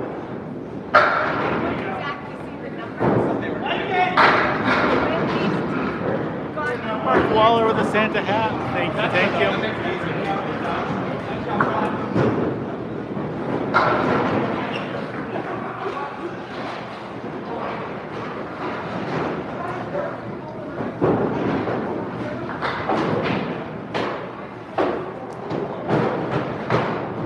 Well, I assume you mean 10-pin bowling, JW, and I don't know anything about 10-pin bowling.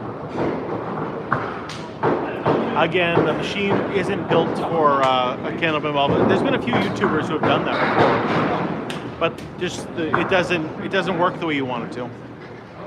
300 has never happened in the history of the Candlepin. Wow. Okay. I don't know anything about I've never done 5-pin bowling either. If Arcade Murph comes in here, you can ask him.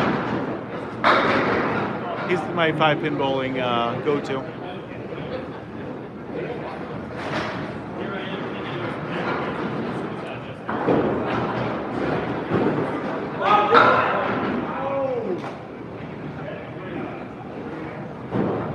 It was kind of funny when on Christmas Eve I went to my stepmother's house.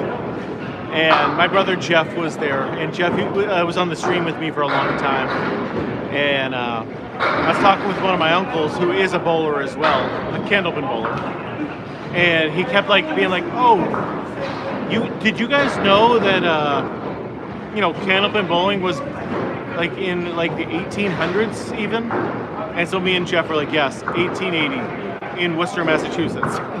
It's the high score is a 240 something, and we're immediately saying, yeah, 245. It's happened twice. And he's like, wait, you guys know all these things? Like, yes, we say these things all the time. That was a beautiful strike from Moose. Zakir, we are at Riverwalk Lanes in Amesbury, Massachusetts today.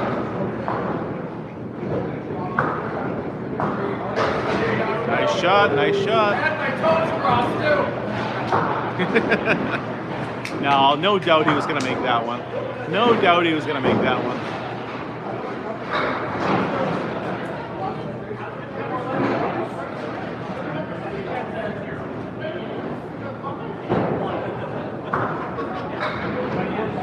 No, Baldinelli's is the now called Game Time. And it's a mixed 10-pin and Candlepin house. They took out a bunch of Candlepin lanes, put in some 10-pin lanes in there. This is the old Lafayette lanes.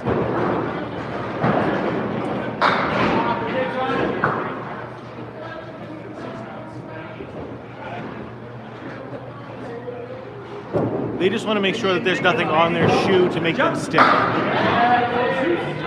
Because you do want to slide. And especially with the wet floor sometimes, because people keep going in and outside. If you get any little bit of wetness on your shoe, you're going to trip and fall. And you'd rather do that on a practice slide rather than while you have a ball in your hand.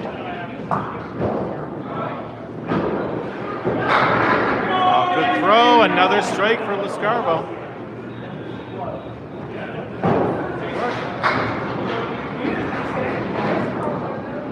Yeah, you don't want to get hurt. Yeah, that's why we do the practice slide.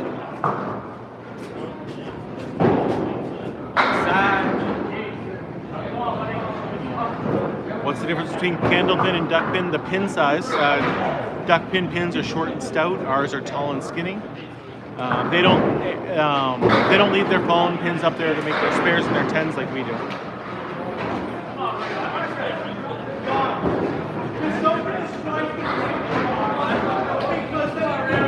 Yep, duckpin balls are bigger too. They're 5.5 inches compared to Candlepin's 4.5 inches.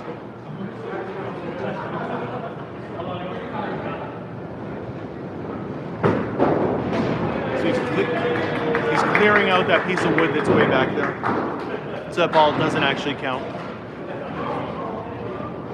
Normal sized people, just smaller balls. Good throw from Dom Palladino. Left with a tough spare, but a good piece of wood. Mark Conway. This is Riverwalk Lanes, Amesbury, Massachusetts.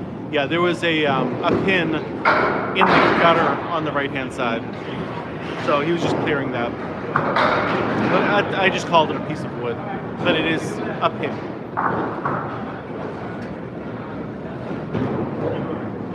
Yeah, most people go 10-pin bowling in the country. I understand that. This is the last game. This is. We are in the 7th and 8th frames right now of the final game.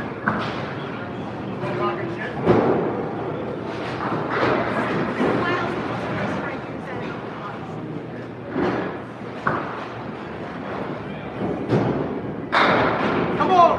Oh, that's awesome, Annie. I'm very glad to share it with you. I very much enjoy doing this, and if I can bring people back, that's great. I love that. That's awesome. How do you play Candlepin? It's pretty much the same as every other style of bowling. You're just rolling the ball down there, trying to knock the pins down.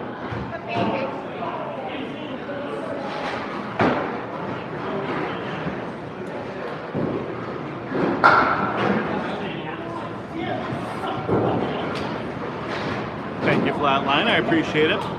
200s are extremely rare.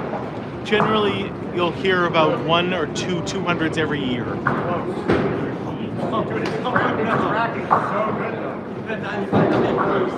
And it's big news when someone throws a 200.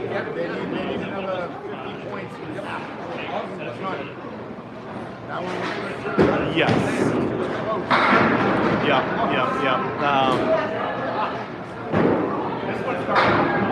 I try to keep the microphone away when that happens, Travis. I try. Oh, what a try from Corey.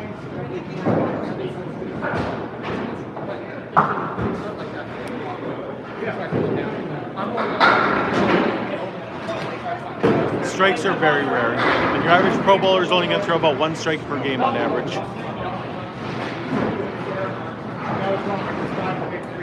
And JT already threw a double, so. No strike. Good. We'll make it. Or Elise.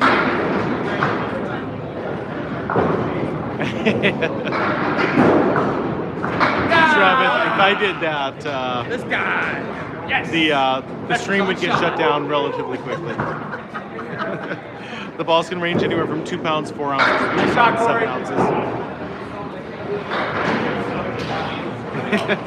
Pressure's on, Sean. Kathy, tonight we were at Riverwalk Lanes, Amesbury, Massachusetts.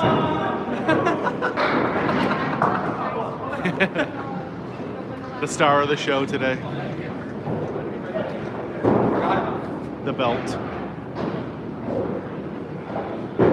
What's the scores been so far tonight? High 500s for the team, low 600s. I have not bowled with Olstad, no.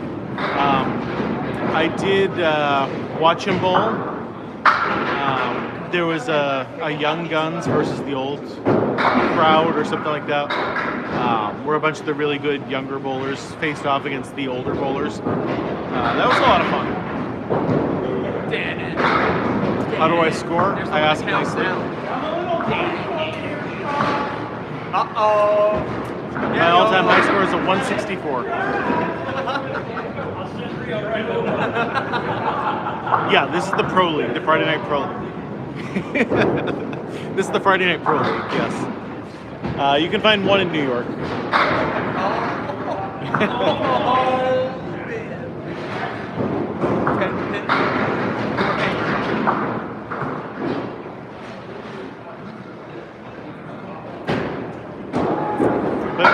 But for real, first ball is still a strike, 12 strikes is still 300, spares work the exact same way. The third throw is the only difference in scoring, and that is total pinfall only.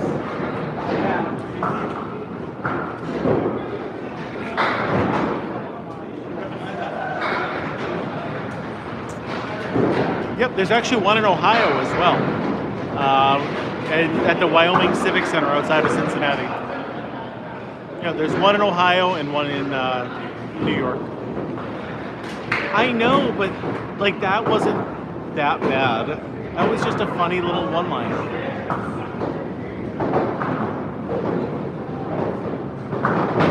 And I said you asked nicely, Aaron.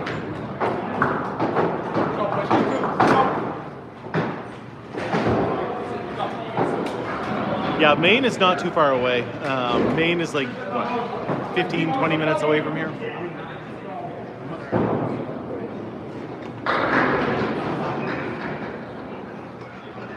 The problem with the place in Ohio, if you do want to go there, you have to rent out the entire bowling alley. The balls can be made out of either hard rubber or urethane. Hey, welcome from Maryland.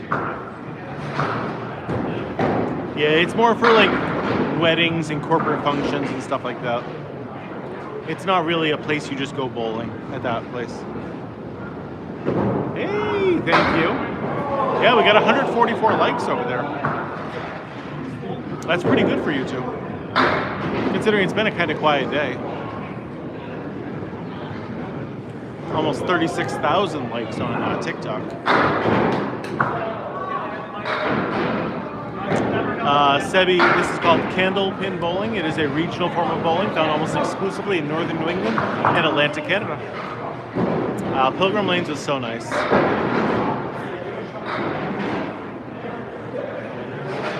I did one league at Pilgrim Lanes a long time ago.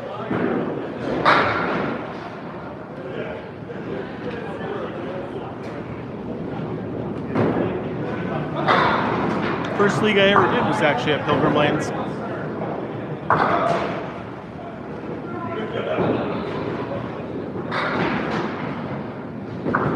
Yeah, it's up to 151 now. The more likes we get, the more people it brings in. So keep liking that screen on YouTube and TikTok. Whoa, almost made it too. All these guys are pro bowlers, Dundee. They know what they're doing.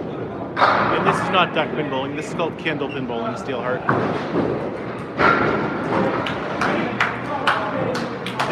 So in this area, the standard bowling is Candlepin. 10-pin bowling is the odd one in this area.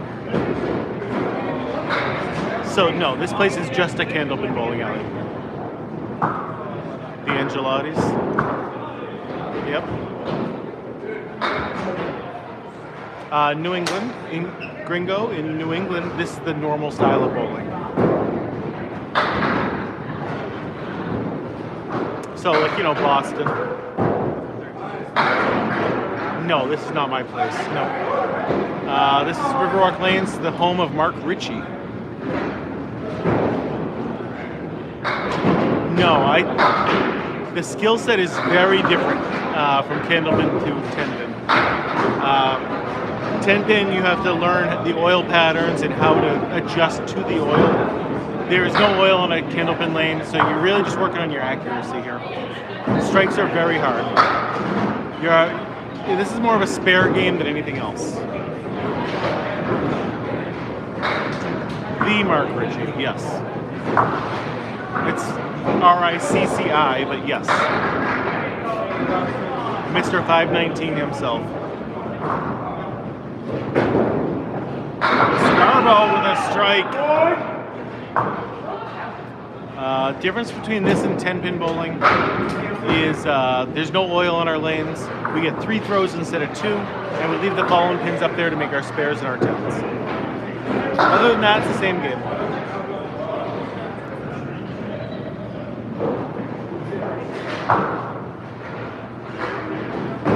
Got Susie. Good ball.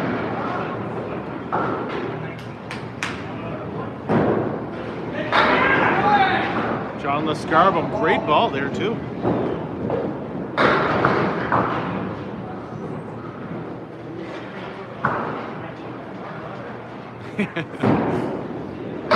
Is that some sarcasm there, Java? Scoring is almost the same as 10-pin bowling. First ball is still a strike, second ball is still a spare, just like you already know. Third ball is total pinfall only. The ball's gonna be made out of either urethane or rubber. It's kind of like he knows what he's doing. It's weird.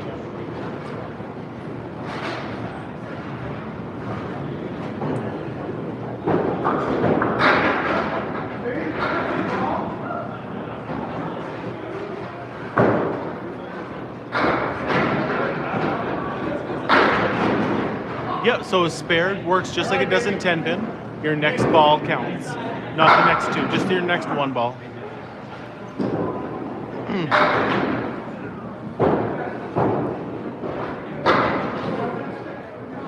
It is about the same size as a bocce ball, but it is a Candlepin ball. Now, these guys are definitely in the top percentage. Yeah. They're the best in this area.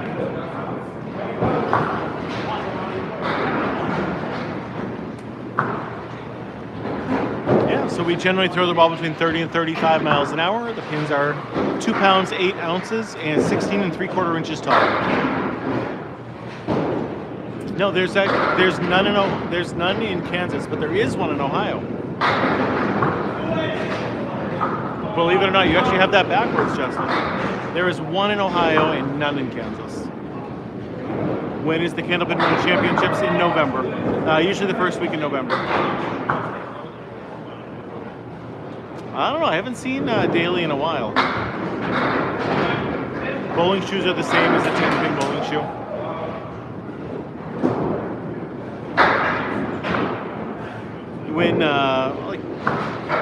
When he fills in against us is probably the next time you're going to see Daly.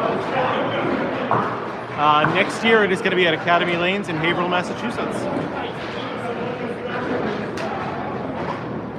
Where in Ohio? It is outside of Cincinnati at the Wyoming Civic Center.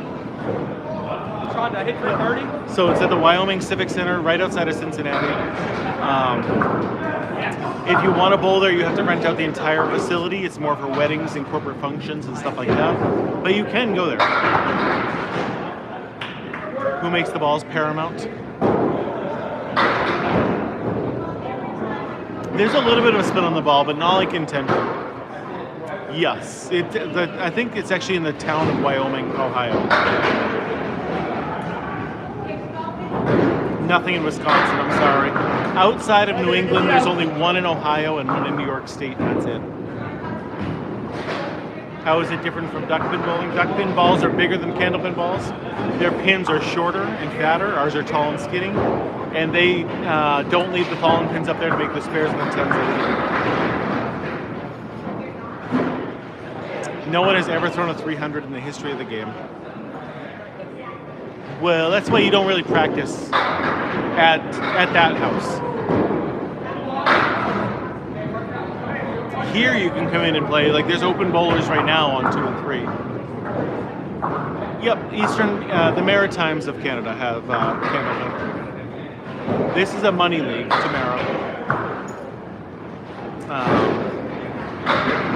So, yeah, I don't know if there's a trophy, but there's money at the end.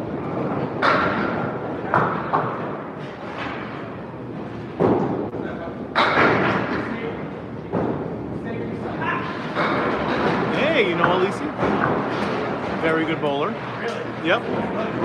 Corey's great. He runs the Candlepin corner. That's all I can say. No, you can't throw it overhand. You have to roll the ball. Yep, you use the regular 10-pin bowling shoes. It's all the same. Jill, how you doing? Good to see you, Jill. Yes, they switch back and forth. Every 2 frames, they will swap sides.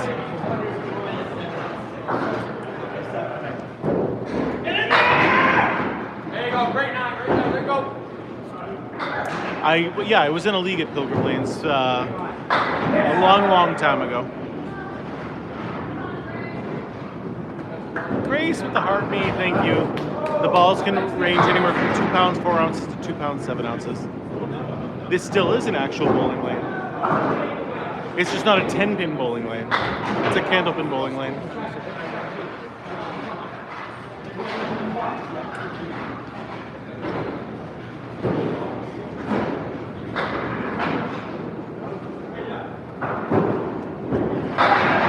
I mean, this is a spare game. There's 10 pins in the same configuration as 10-pin bowling. One of you. No oil on a candlepin lane. Nope. Yes, that is what a spare is. Same as in 10-pin. If you knock one down your second ball, you get 1 bonus ball from your next frame added in. Mark Waller with 200 comments to my live. 201 now, probably. I don't know. If you're talking about the place in Ohio, you'll have to call them and find out.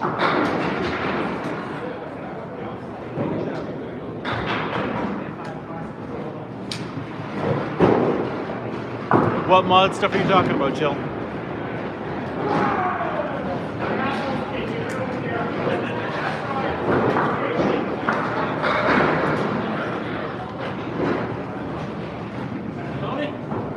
JT? They're going to give me the scores in a minute. Day number 728. I love that. Bring the camera down a little bit now.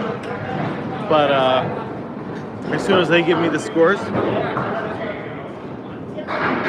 Yeah, I wanted to add you into the Facebook group. We have a Facebook Messenger chat for all the mods. So the balls, we buy them in sets of 4, and they range from $200 to $400.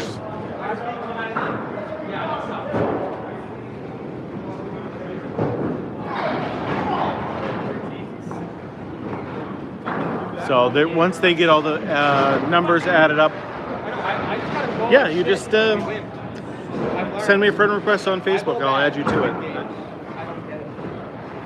Yeah, this is it, Travis. We're all done. Yeah, they already did their handshakes and everything. It's one of those quick nights. Where are we next week?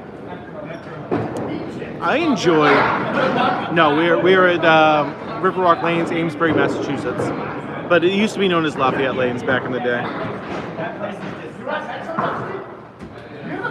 Yeah, my grandfather used to work at this place actually when he was a kid, and was a pin setter back in the day. In this place, it is by hand. There are some places that still have the automatic scoring, but this place it does go by just does. Sorry, it is all by pencil and paper here. I won't be bowling, but I'm going to be recording a Nico doubles match tomorrow at 11. Yep, I'm not bowling at all this weekend.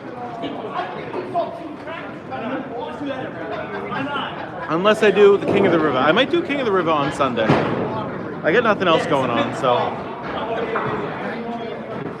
It's been a while since I've done the King of the River. Have 18 splits. I guess I'll probably do that this week. Okay, that means I'm hitting the head. Should I expect cash or bet wrong? Here. Here. Happy New Year, Raw. JT, you want to do a?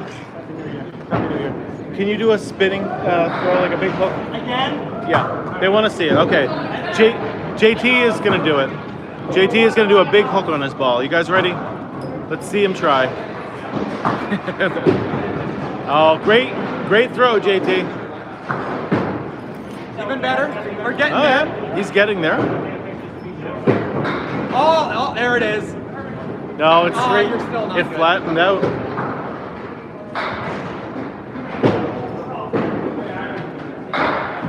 Yeah, see, like you can do it. It just doesn't really work, you know. That just gave you the extra. Oh, thank you, guy. All right, can I see those scores now, Sean? Thank you so much. Appreciate it. All right, everybody. Everyone on YouTube first. Looks like Academy won game 3, but they lost the totals. Big scores. We got 124 from Sean. Justin Scally with a 124 as well. Not bad. 385 for Moose. What a night for Moose. 384 for Corey as well. Everybody on TikTok, do the same thing. String 3. Big scores with Sean with the 124. Scally 124. Not bad though.